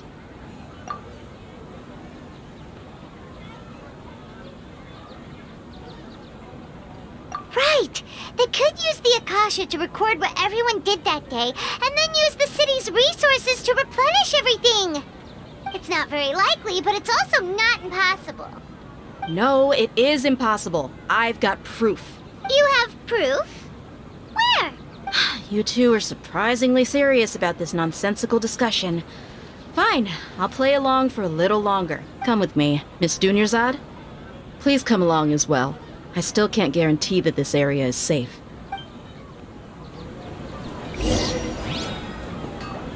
Paimon can't believe it's Dia who wants to show us something this time. 2 days ago, we were the ones taking her to see Dunyarzad.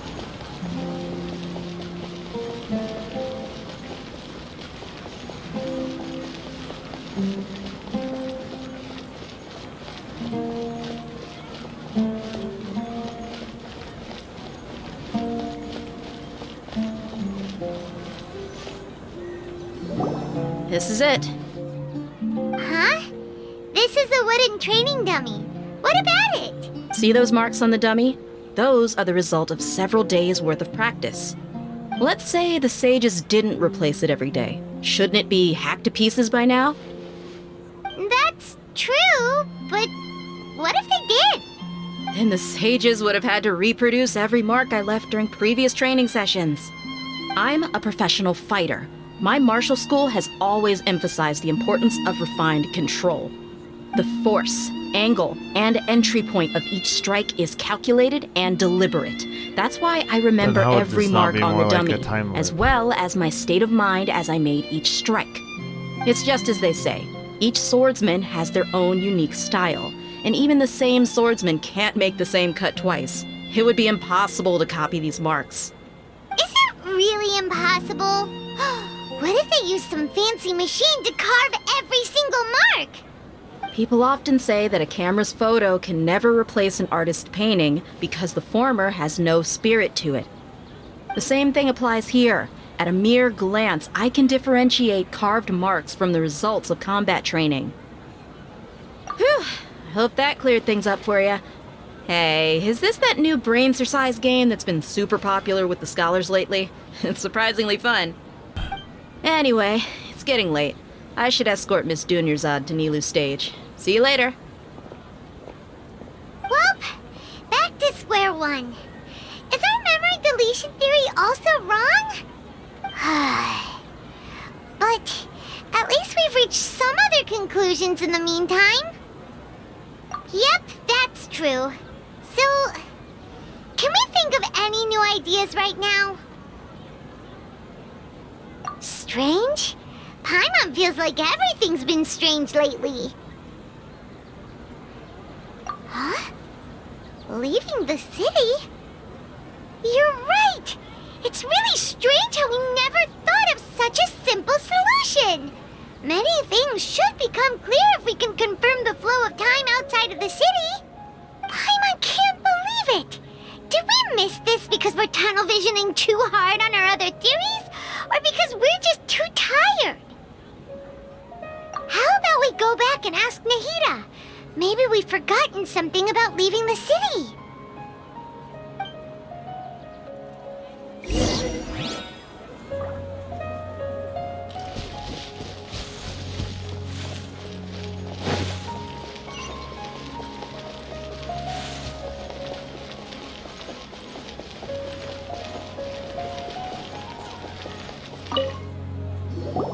Nahida, we're back! You're back early today. Did you find something new? Sort of. We're mostly sure now that we're not in a time loop. And we also aren't in the real world. But at the same time, we have a new question. Leaving the city. As far as I remember, you've mentioned your plans to do that twice before. We did? But we don't remember anything. What happened after we talked about those plans? What did we say when we got back? Let me think. I don't think you ever actually told me what the outcome was. Oh, it's probably more accurate to say that both times you never came back the whole night. But you two sometimes stay out the entire night anyway, so at the time, I didn't think too much about it. It is true that sometimes we lose track of time during our investigations. Before we know it, it'll already be the next day. But still, neither of us remember anything about leaving town. I'm wondering why she doesn't lose any of her memories and why she seems to be the only one who, like, we can see that other people can't see. Really? That's kinda strange. In theory, I should have already awakened all your memories. Yep, something here is definitely fishy. Let's get to the bottom of this tomorrow.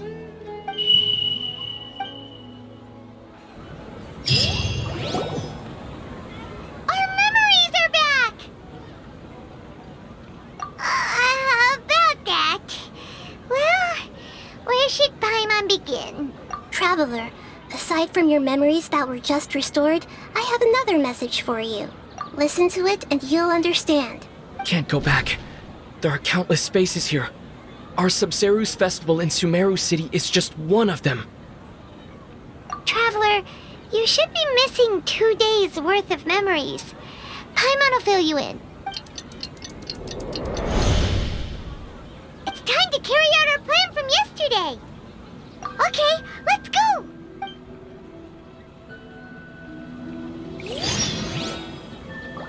Oh, now we're like reliving our memories. Interesting.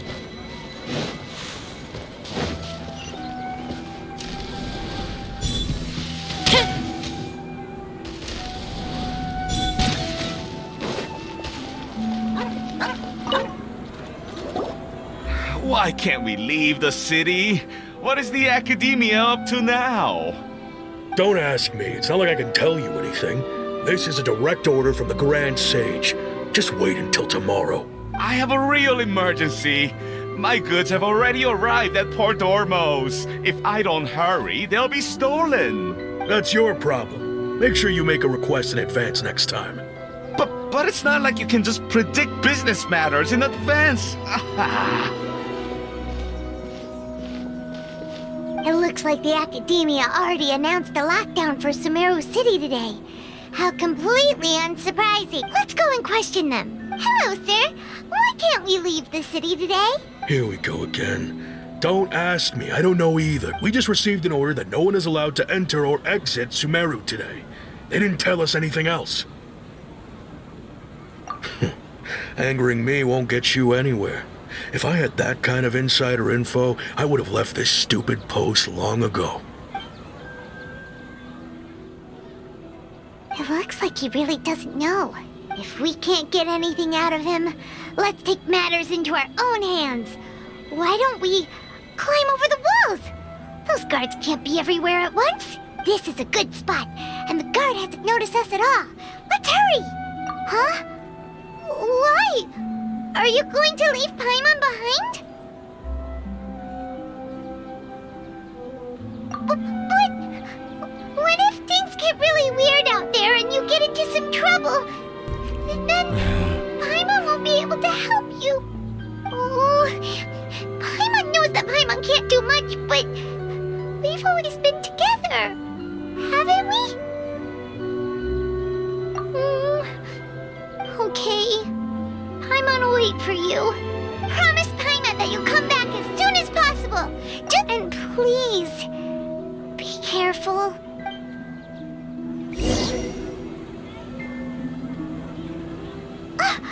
Memories!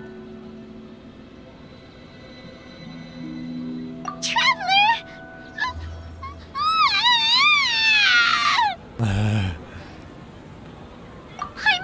Paimon would never see you again! You just disappeared! Paimon waited for you for hours and hours at the city wall and you never came back! You promised Paimon that you were only taking a quick walk! Paimon, calm down. He's here now.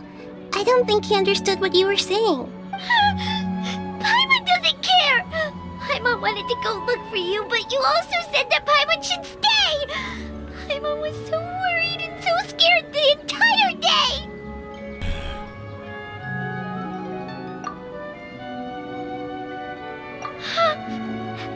Okay. Paimon will forgive you. The most important thing is that you didn't actually disappear. Oh, Paimon was so scared that you had gone into another world! Okay, Paimon, can you tell us your perspective of what really happened yesterday? I see. Using two people's different perspectives. After that, you left the city. Paimon kept her eyes on you the whole time, but then you disappeared in an instant.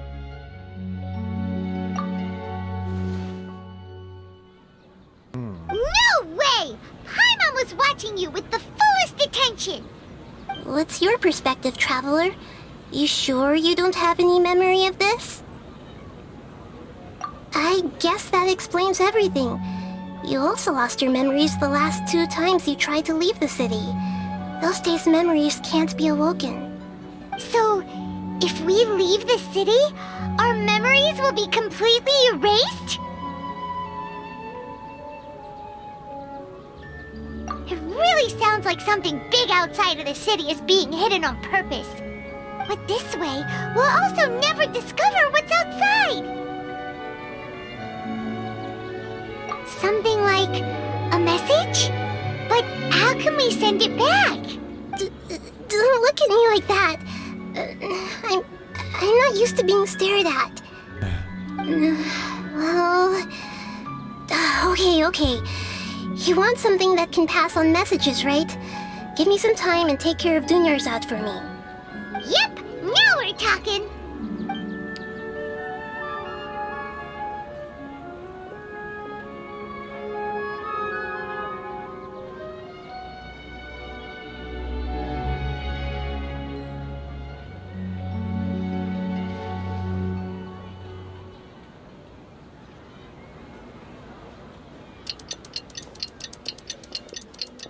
She's taking an awfully long time, isn't she? I'm done. Here you go. What?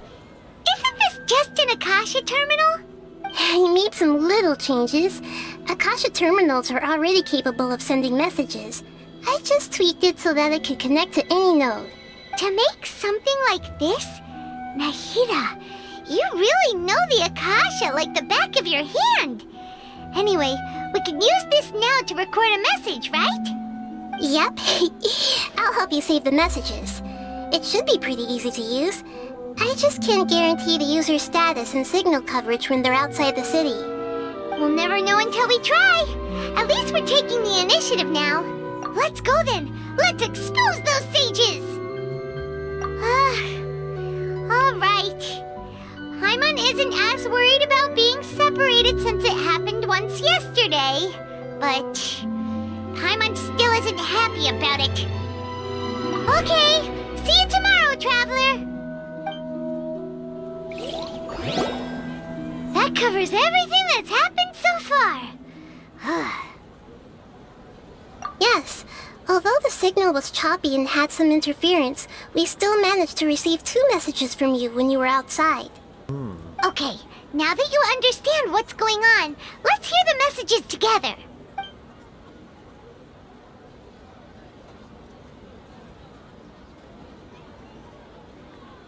Can't go back.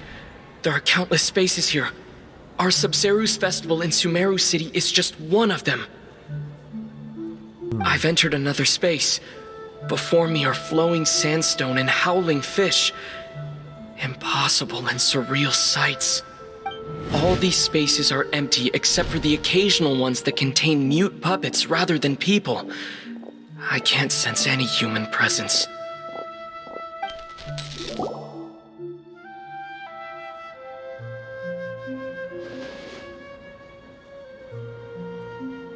That's weird. That's one heck of an info dump. It sounds like you left the Sumeru city space when you set foot outside of the walls.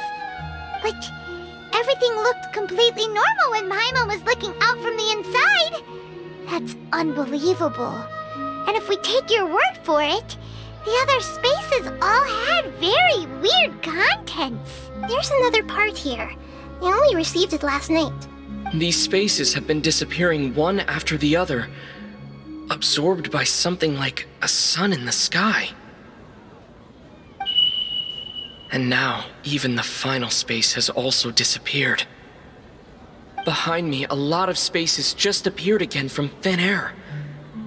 I get it now! Those spaces are actually...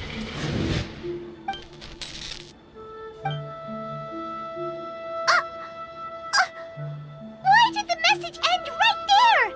What did the Traveler want to say? What are those spaces? Probably because yesterday just happened to end at that moment. Oh, right. Paimon did hear a beep from the Akasha. Did it come from here or from the message? The message. It should have come from the Traveler's Akasha terminal. After the beep, Traveler said even the final space has also disappeared. Traveler, what do you think that final space could have been? My impression is that each day in this samsara only ends at the sound of that beep from the Akasha.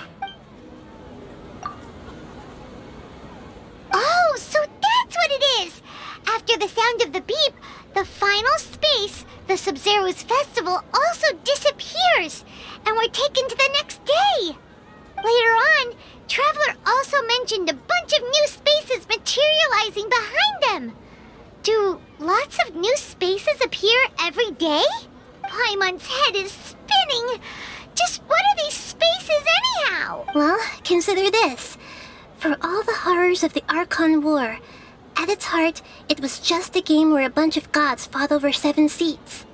So no matter how strange or spooky things may look on the surface, maybe all they point to in the end is a small and simple secret. Wow, the Archon War, huh? That's an analogy and a half.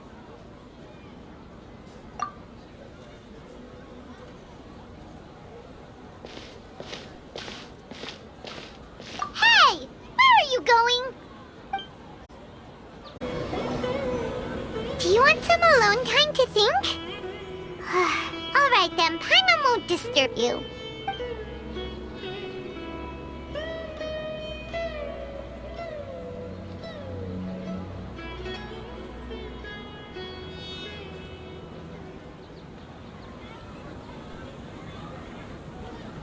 The dance of Sub-Zeros is about to begin. I'm going to go watch it. Okay. Why don't you go ahead, Dunyarzad? We still have some other stuff to do first. Okay then. See you later. Have you figured it out yet, Traveler?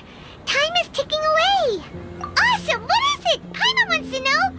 Oh, wait, no. Let's meet up with Nahida first. You can tell us both together. This time, we're gonna get to the truth.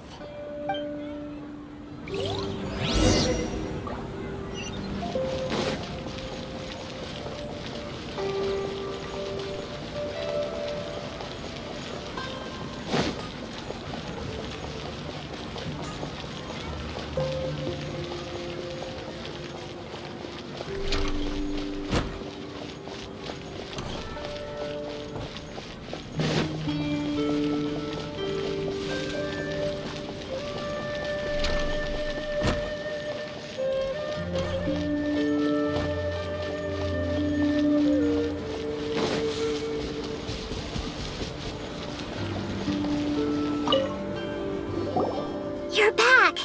I've been waiting forever for you two. Judging by the looks on your faces, are you ready to take your Sub-Zero's exam and graduate from the festival? Okay, first off, have you discovered the hidden truth? It is the manifestation of the God of Wisdom's power. Oh, okay. Those dream-controlling creatures in the forest also get their power from the Dendro Archon, right? That would explain why the Akasha has the ability to control people's dreams, too. But is stealing everyone's dreams really how the Akasha compiles their wisdom? Isn't there anything more to it than that? Dreams are fantastical, complex, and full of imagination. People's brains are the most active when they're dreaming. In other words, dreams are rich bundles of human wisdom. So, in other words, the complete opposite of how Hypatia understood it. Paimon remembers her saying that the sages think dreams are foolish delusions, and the fact that no one dreams is a blessing from Greater Lord Rukkhadevata. So it was all a dirty trick? The real story is that the sages from the academia are using the Akasha to steal people's dreams for their own use, huh? Oh? By the sounds of it, you understand the current situation pretty well. So then, what about the samsara? Correct. The Akasha is keeping each person's brain in a constant dream state, but also separating their consciousness from their own dream. Their disembodied consciousness is placed inside the collective dream of the Sub-Zero's festival along with everyone else's, while their now vacant dreams are harvested by the Akasha. No one is any the wiser as another day passes in the dream, and so begins another samsara cycle. People wake up to yet another dream about the Sub-Zero's festival. The dreams that belong to them are once again harvested by the Akasha, and so it continues. So, this is like a dream factory, and the Akasha is a dream harvesting machine. Did Paimon get that analogy right? Very good, Paimon. Using analogies well is an excellent habit to get into. Okay, so that beep we keep hearing is actually from our real-life Akasha terminals. Taking off our terminals in this dream doesn't do anything. Alright, last question. Who am I? That's a good... Right. So you noticed. I thought that one would be the hardest question. That's why I put it last. That wasn't hard at all. Even Paimon guessed that. Everything about you is different. We just didn't want to expose you is all. Now that you mention it, Nahida, you've been hinting to us since the very beginning. It's funny. Thinking back to when we were asking all over the place for info about Lesser Lord Kusanali, Paimon didn't expect to meet you like this. Yes, those can wait until we're back in real life. On the other hand, I'd be happy to answer any more questions you have about here and now. You asked me this question before. My answer was, it would literally blow your minds. Now that you know this is all a dream, this answer should hopefully make more sense. Have you heard the saying, don't wake a sleepwalker? Likewise, if someone suddenly had told you all this instead of you learning it on your own, your notion of reality and dream would be thrown into irreversible confusion. I couldn't expose you to that kind of risk. That's why I could only give you very subtle hints and some suggestions. Long story short, I'm really sorry I had to keep you guessing.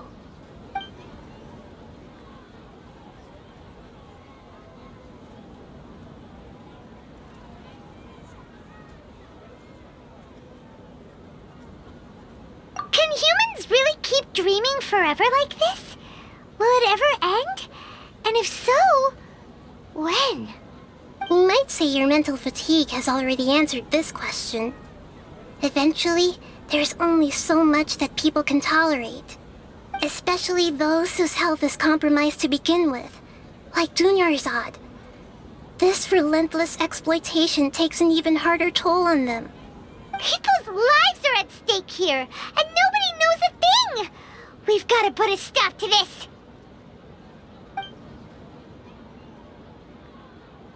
Deceiving the people of Sumeru with no regard for their safety.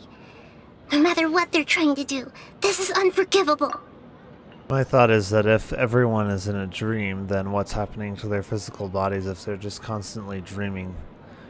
Is nobody eating? And if nobody's eating, then why is everyone not dead from starvation and lack of hydration from a long time ago? Evidently, this is like day number 70 or something like that. How would everyone not be long dead? After we end the Sub-Zero's festival, Samsara, we have to look into them. How can the sages of the Academia do this behind their Archon's back? This is ridiculous! In the end, I'm just the moon. The real sun is long gone. A sun and a moon?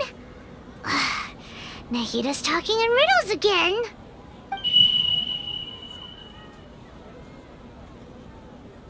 Oh, we're out of time today! I'll tell you how to break free of the samsara tomorrow.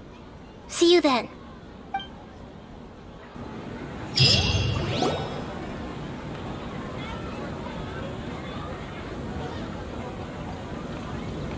Good morning, Nahida. Wait. Now that Paimon remembers everything, should we instead say good morning, Lesser Lord Kusanali? Hey! What's wrong, Nahida? You don't look too good. I'm afraid that what you're thinking right now is correct. Did Dunyarzad already disappear? No way! Are we too late? The real Dunyarzad's consciousness has indeed disappeared. It can no longer endure the constant dream harvesting. Paimon can't believe it. Wait, so what about that other Dunyarzad? Just what is she? Is she also going to disappear? She's actually something like a puppet, but not completely. The real Dunyarzad's consciousness could no longer keep playing her role in this dream, so another Dunyarzad appeared to replace her in the dream. Just like the grass and the trees, that Dunyarzad is just a building block of the dream that helps to keep it going. But personality-wise, she's nothing like the real Dunyarzad. Puppets are stiff and can't copy a living person's vitality. After all, they're just there as filler. You know, speaking of which, the old Dunyarzad might not have been too different from a puppet. Dunyarzad truly believed that she met you within her consciousness, and it was you who inspired her. So you do remember her after all. Yes. Back then, her family was overly protective of her. No one cared about her personality or thoughts. It was as if she only lived to stall her Elazar. I just gave her a little wisdom so she could look at life in a new way, so that she could be her own person. But even so, she's still... far from it. I'm still a long way off from being a real Archon. I couldn't even save her.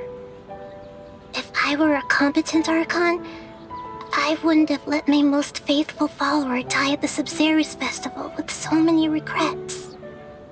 Please don't beat yourself up over it, Nahida. It's the sage's fault, and theirs alone. I'm not beating myself up. All I did was to rationally observe the distance between myself and a real Archon. Don't be like that, Nahida. Even real Archons are still allowed to be sad. To prevent more tragedies like this, we must end the samsara as soon as possible. Great, but how do we do that? Although the Sub-Zerus Festival dream is under the Akasha's control, only humans can dream. Even the Akasha is unable to create them. That means this dream belongs to a host who created it. Huh? So, how should we find that person? Well, if this is someone's dream, then everything here must come from deep within their consciousness.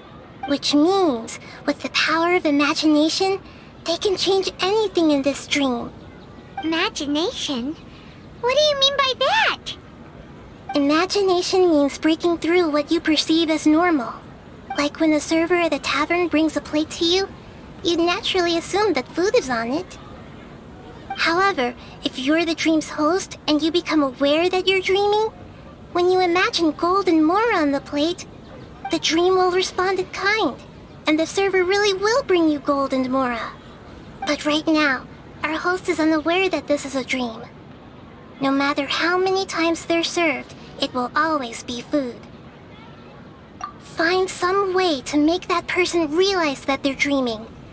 Usually, once that happens, the person will wake up and the dream samsara will be broken. How are we going to find them, though? If it could be anyone, it'd be like looking for a needle in a haystack. And even if we did find them, how are we supposed to make them realize they're dreaming? After all, like you said, don't wake a sleepwalker. It's extremely difficult, yes. But the only ones who can do it are you two. Remember, everything you've achieved up to this point has all been for the sake of finding the host and ending the samsara. As for me, during this time, I'll be out of town. Out of town? Are you going to that place full of dreams where the traveler went? Yes. I want to try something. There must still be a small wisp of possibility. Hurry and go. Dreams are supposed to be fantastical, romantic, and full of pleasant surprises. Unnecessary things like this samsara need to end. Paimon's still a little upset that we've come this far only for Dunyarzad to... She was such a good person, with such a simple wish. But fate was against her. Yeah, saving Dunyarzad is what kept us going this whole time. But we mustn't lose hope, Traveler. Dunyarzad would definitely want to see us save everyone else. So let's break the samsara for her sake. Paimon's wondering, Do you think the sages would get one of their own to be the host of this dream?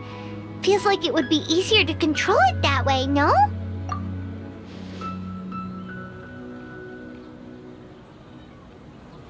Huh. That's true.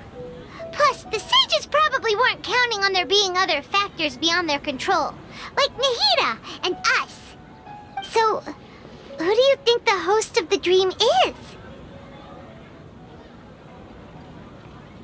Oh, that would make sense!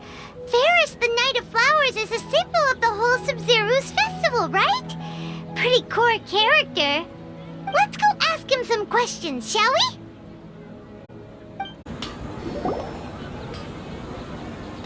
we? You're back. You left in a hurry last time.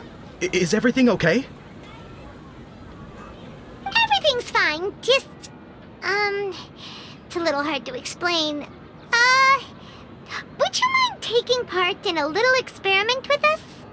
An experiment? That came out of nowhere. I'm listening, though. What do you need me to do? Could you... make a wish? You want me to make a wish? Is that a new Sub-Zero's festival tradition or something? Less questions, more wishing! Okay. My wish. Okay. I'm a little nervous saying this out loud, but I want Miss Dunyarzad to be happy. Oh. I noticed earlier that she looked a bit down, and she wasn't really talking to anyone. She just doesn't seem like herself. She's always so gentle and kind, and all the kids love her. I've also wondered if the reason she asked me to be Ferris Knight of Flowers is because I'm special to her, or something. So, you have a crush on Dunyarzad? Oh, is it that obvious? After what I just said, I guess it is. When she placed the hat of the Knight of Flowers onto my head, she said to me, I want everyone to have a happy Sub-Zero's festival. What she didn't realize was that I'm not that interested in how everyone else feels. In that moment, I just wanted to be her Knight of Flowers for the rest of my life. 50 years? 100 years? I'll serve her till the end of time. Okay, yeah, that was a bit much. Felt like the right moment to get it off my chest, but that was pretty embarrassing. Okay, I'm ready to make my wish. I would like Miss Dunyarzad to appear in front of me right now with a smile on her face. Here goes. Please come true. I'm gonna open my eyes. Oh, you're... What? Fucky? Sorry, but only one portion of Yalda candies per person. Back home you go. Nice try, you two. Anyway, never mind. I don't need to see her appear right in front of me. As long as she's happy. Guess he isn't the host of this dream after all. Should have expected it wouldn't be this easy.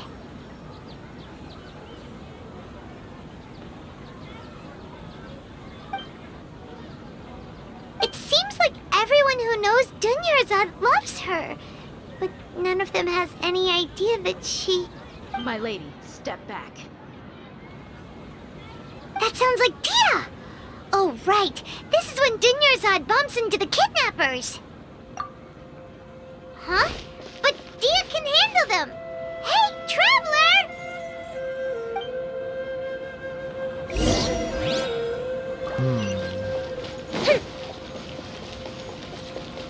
Is Dia the host?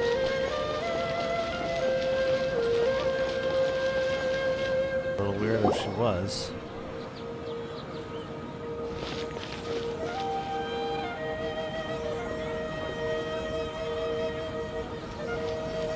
Oh, it's you. Great timing. Please take... Hey, this is my job. The homie Yanni's pay me, not you. You... fine, alright. Knock yourself out. Why are you so worked up anyway? It's not like I don't trust your fighting skills. Anyway, watch yourself.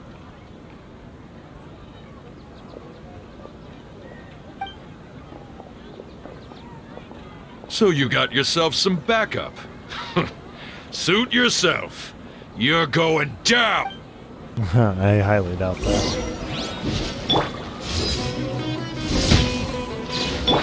I must leave no time for a light show.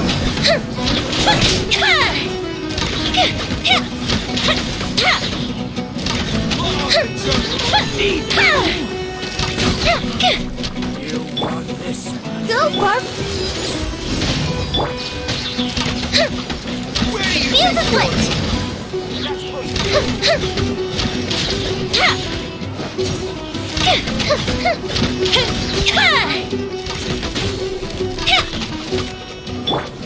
Eyes on me! Steady as stone.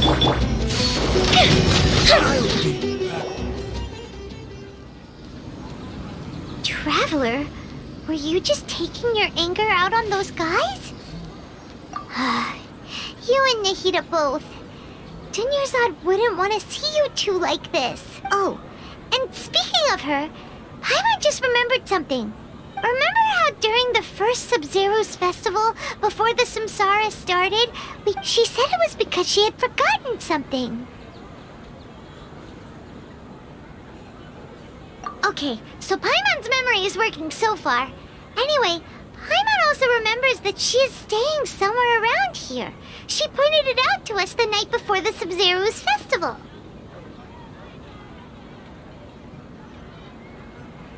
Yeah, even if it's only a tiny clue, it'll probably still help us more than this needle in a haystack search. This is the place.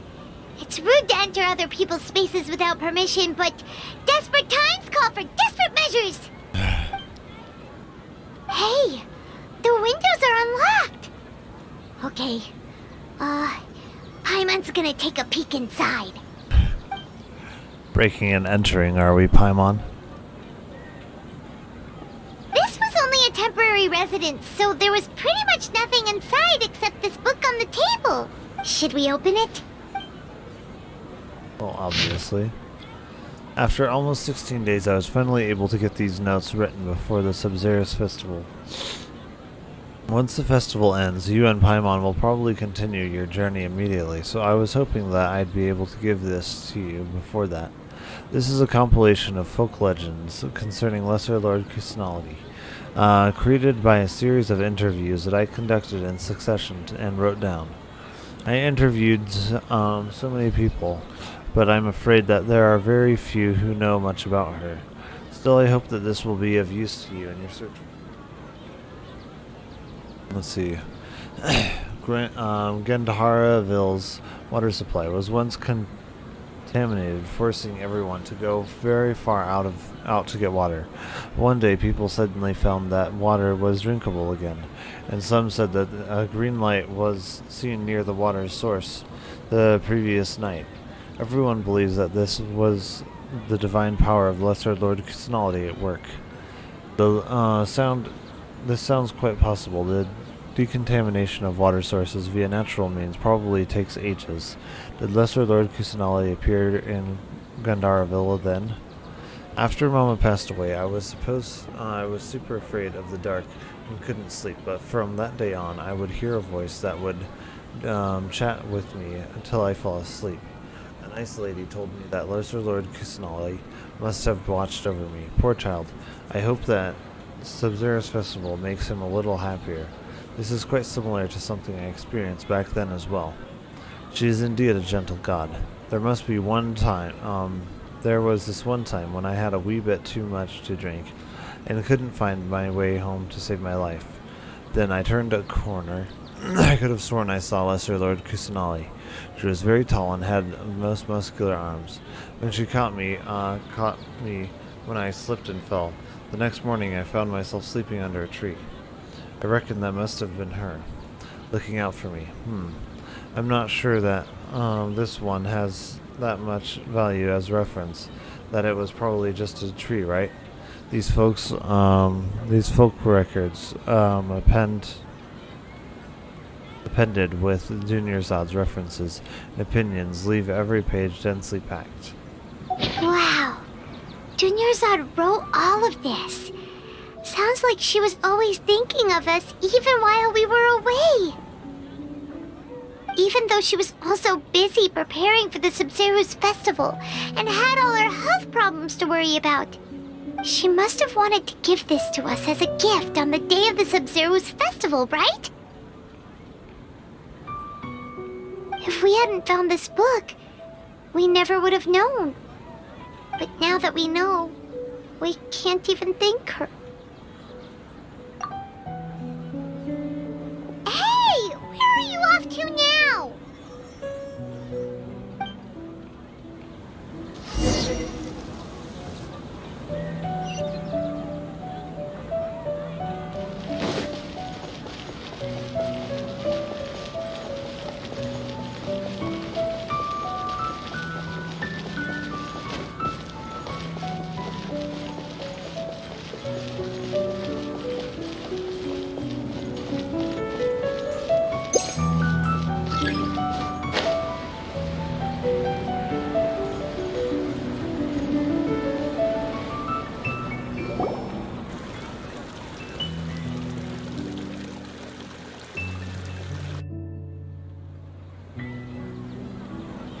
It's Dunyarzad's puppet.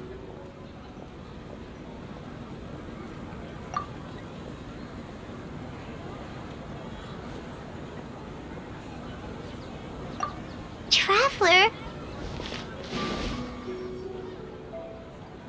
You must be exhausted.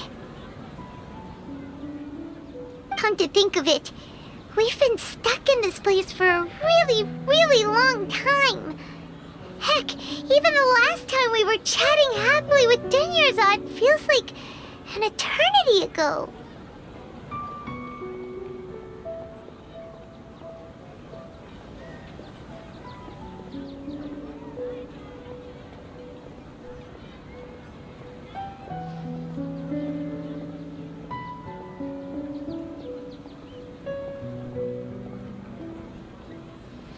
Paimon still remembers when we were sitting here, and the way her eyes sparkled when she talked about Nilu's Dance of Sub-Zerus. There will always be frustrations in life, but I know that the point of living is not to leave behind any regrets.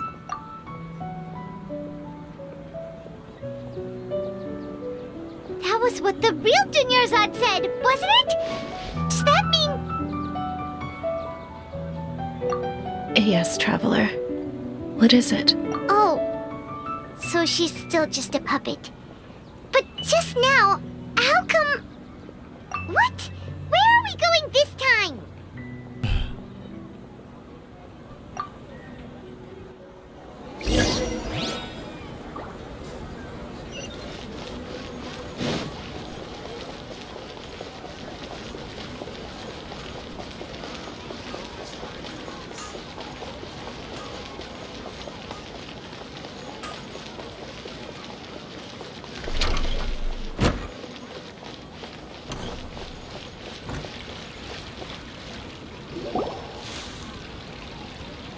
If you continue to resist, we will have to order an investigation into every single event organizer. The Grand Sage has already granted you much leniency. I advise that you exercise tact. How did things turn out like this?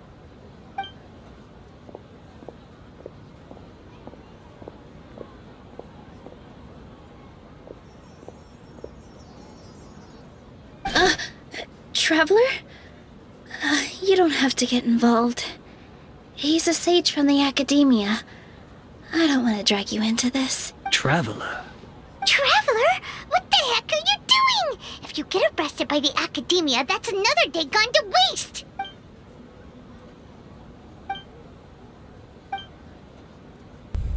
Wait, they're not reacting. Have they been scared stiff? Oh, of course! If this is the Sage's plan, they wouldn't put themselves through this!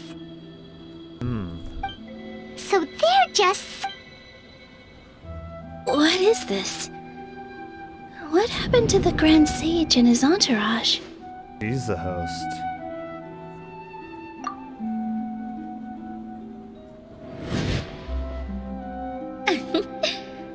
Like I said, they symbolize the goddess of flowers. It's just a shame that all the real Padisaras went extinct after her death. Yes.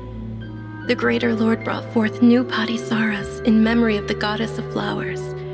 But she ultimately could never truly replicate that beautiful shade of purple.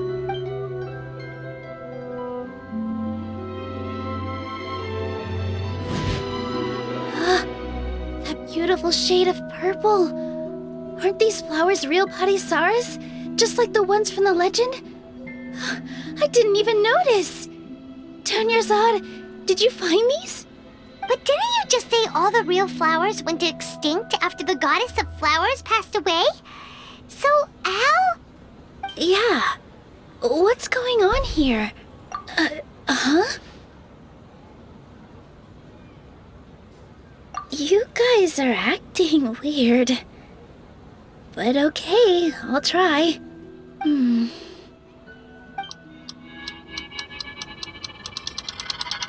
Hey!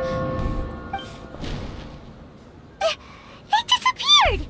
So Nilu's the host! What a surprise! Purple Padisaras don't exist in the real world anymore. But in Nilu's subconscious, they can appear as decorations on the stage. It's just like the example Nahida told us. People assume there will be food on a plate, and Nilu assumed there would be real Padisaras in the flower pots. So when you saw the flowers, you instantly knew it was Nilu? But if we want to end the samsara, we need the host to become aware that they're dreaming. How should we make Nilu realize that? Am I dreaming? Huh? So I'm right. Is this Lesser Lord Kusanali responding to our celebration of the Sub-Zeru's festival? Wrong guess, quite. but you aren't completely wrong either. The point is, what made you think this is a dream? As far as you know, people in Sumeru don't dream, right? Yeah, but have you heard the tale of the first sage? To prevent a calamity, he went on a journey to find the Dendro Archon. Ooh, sounds familiar. Dunyarzad told us a story like that when we first arrived in Sumeru City. So it was about the first sage, huh? Yep, but in the part you heard, he hadn't become the first sage yet. There's more to the story. His piety and wisdom were acknowledged by the Dendro Archon, and she finally gave her blessing to him.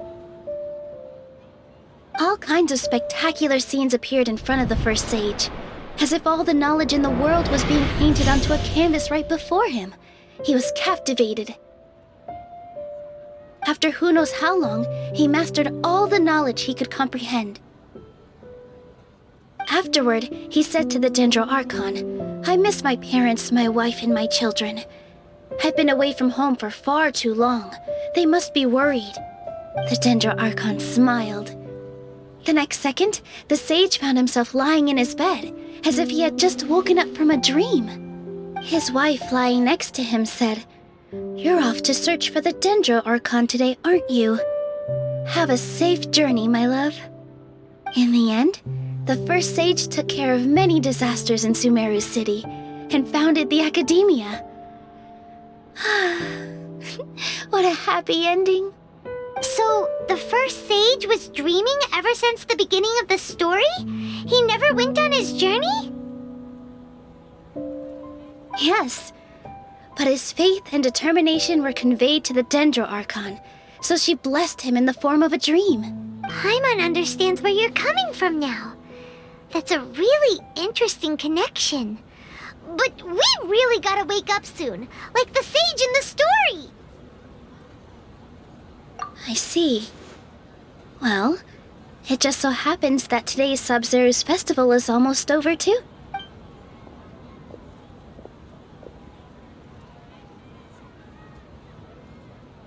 Since we're in a dream, let's make this final dance of Sub-Zeru's as beautiful as we can.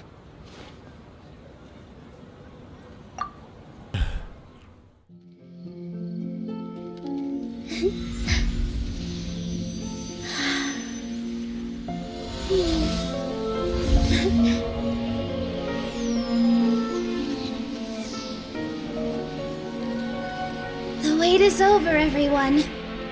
I dedicate this to our god, the Dance of Sub-Zerus.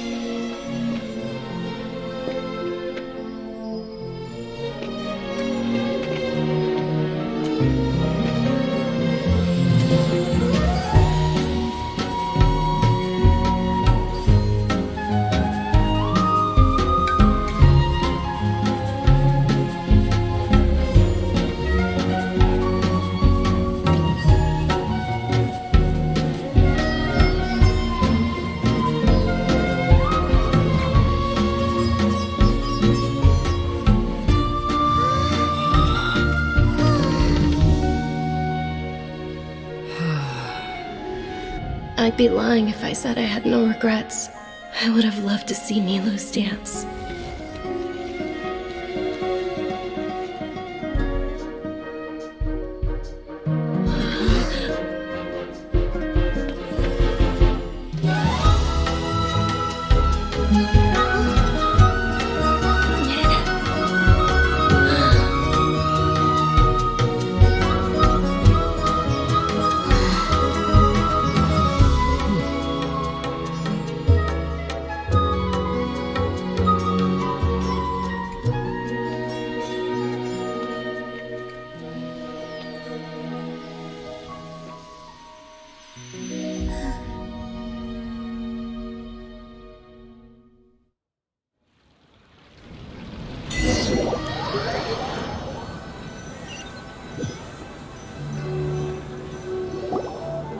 That was quite the dance.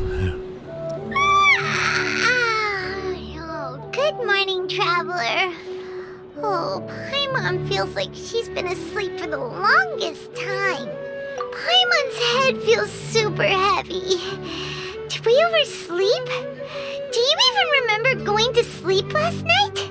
Paimon thinks it was after the Sub-Zerus Festival. The Sub-Zerus Festival! Have we finally escaped from the Sub-Zero Samsara? Quick! Take off your Akasha terminal!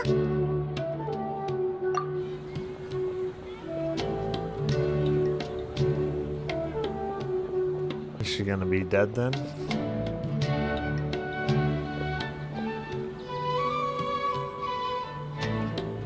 She's not in her room. What happened? Huh? What usual spot?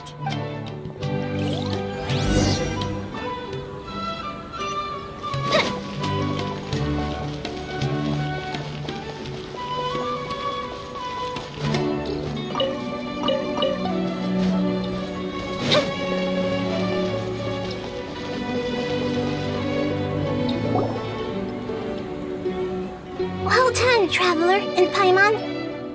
And thank you, Dunyarzad, for organizing the Sub-Zerus Festival for me. I'm sorry, who are... Dunyarzad! You're okay! Oh, don't scare us like that! Oh, Traveler Paimon. I have something amazing to tell you. I just had a dream, and I saw Nilou performing the Dance of Sub-Zerus.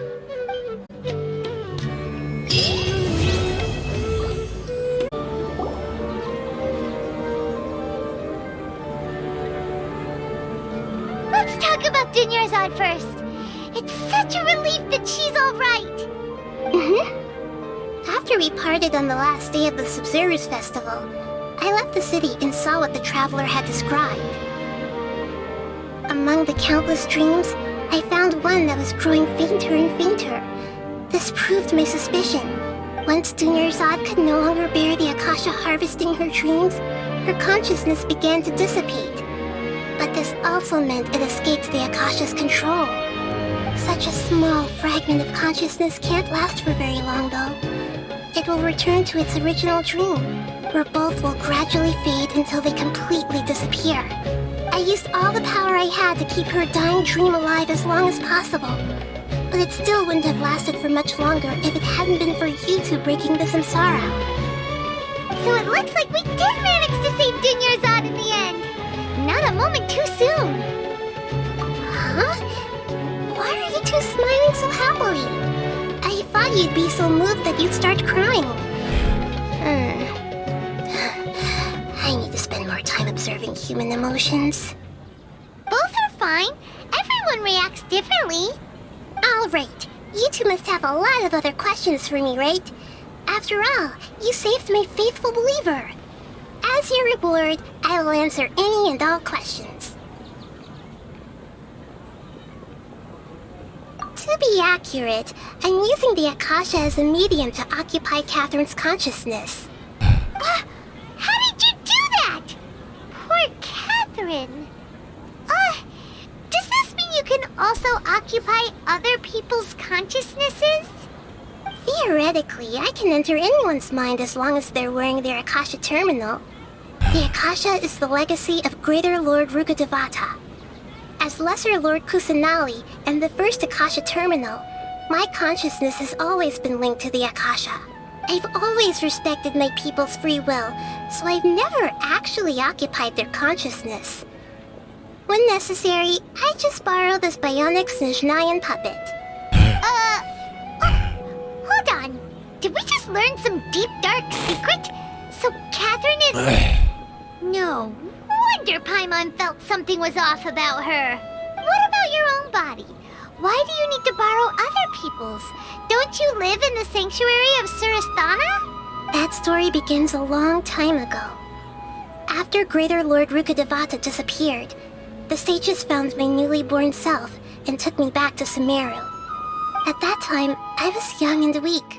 The sages kept me in the sanctuary of Surasthana, ostensibly for the sake of protecting me.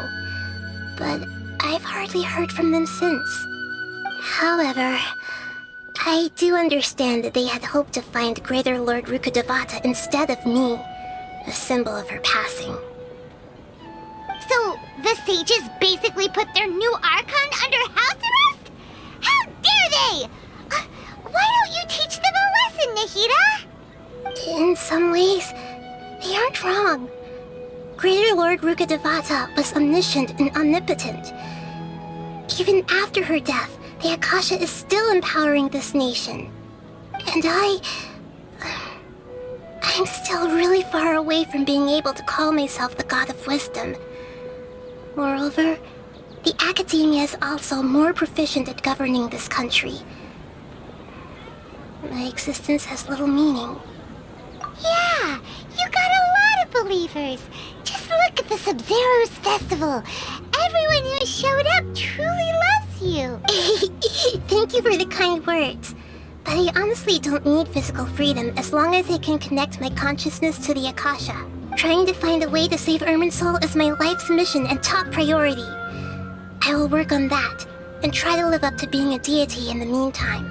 Every once in a while, I will also take up the duties of the God of Wisdom and enlighten a lost soul here and there. At the Avidia Forest, there was this incense that made the traveler fall unconscious and dream of a huge tree and a red sky. Yeah. You also heard someone's voice, right? It said world and forget me. Yeah, so you do know! We've been wanting to ask you what that was about, and if the red sky was related to Conria. It seems like the traveler established a connection to Irminsul. That was a message left by Greater Lord Rukkhadevata's residual consciousness in Irminsul. Perhaps her last memory before she died. As you two probably know, Greater Lord Rukkhadevata disappeared after the disaster in Conria. The timings of these events do line up, so your suspicions are reasonable. A message from Greater Lord Rukkhadevata? We thought it was from the Scarlet King. The Scarlet King? That god who died even longer ago? Some present-day desert dwellers still worship him. You probably just heard some of their conspiracies. Okay, so what does the message mean? I still haven't managed to decipher it. Even the Akasha isn't currently capable of doing that. Greater Lord Rukkhadevata's residual consciousness in Irminsul seems to be contaminated with something that has a very dangerous aura to it. Many devoted scholars go mad as soon as they connect their consciousness. I've warned the Academia about this many times, but people still keep falling victim to it. But I believe this is the key to saving Irminsul. That's why I've kept trying to decipher it. So the tree in the vision was Irminsul? Oh, Tainari also said that Irminsul is sick! Is it because of the contaminated consciousness? But even if you can't figure out what that vision was all about, it seems like our search for you was all in vain. The traveler wasn't affected after coming in contact with that consciousness. I've never seen anyone like that. With you here, we may have a chance at deciphering it.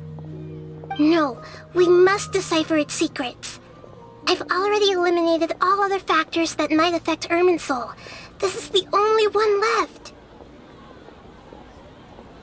This puzzle has life and death at stake. It could determine Irminsul's fate, as well as Tevat's.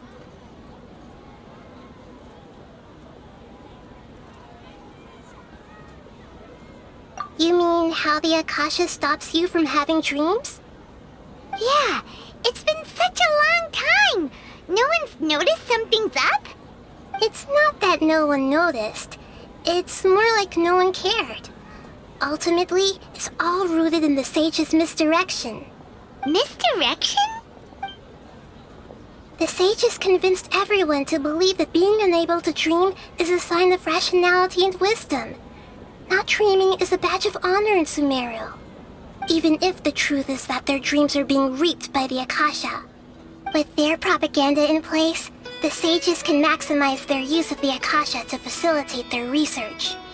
Besides, Greater Lord Rukkhadevata must have created the Akasha in the hopes that it could be used to its full potential. That's why I've never come out strongly against this. Anyway, the perspective advocated by the sages drowned out any voices of doubt. By now, even those who never use Akasha terminals find it too shameful and embarrassing to talk about their dreams. Got it! I hope my answers were satisfactory, seekers of knowledge. To be honest, maintaining Dunyarzad's fading dream took a lot of mental energy. I think I may need to rest for a while.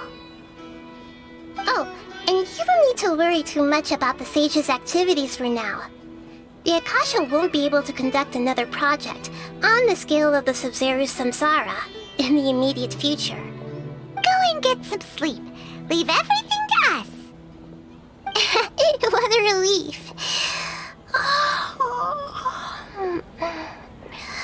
This is truly the most exhausting birthday I've ever had.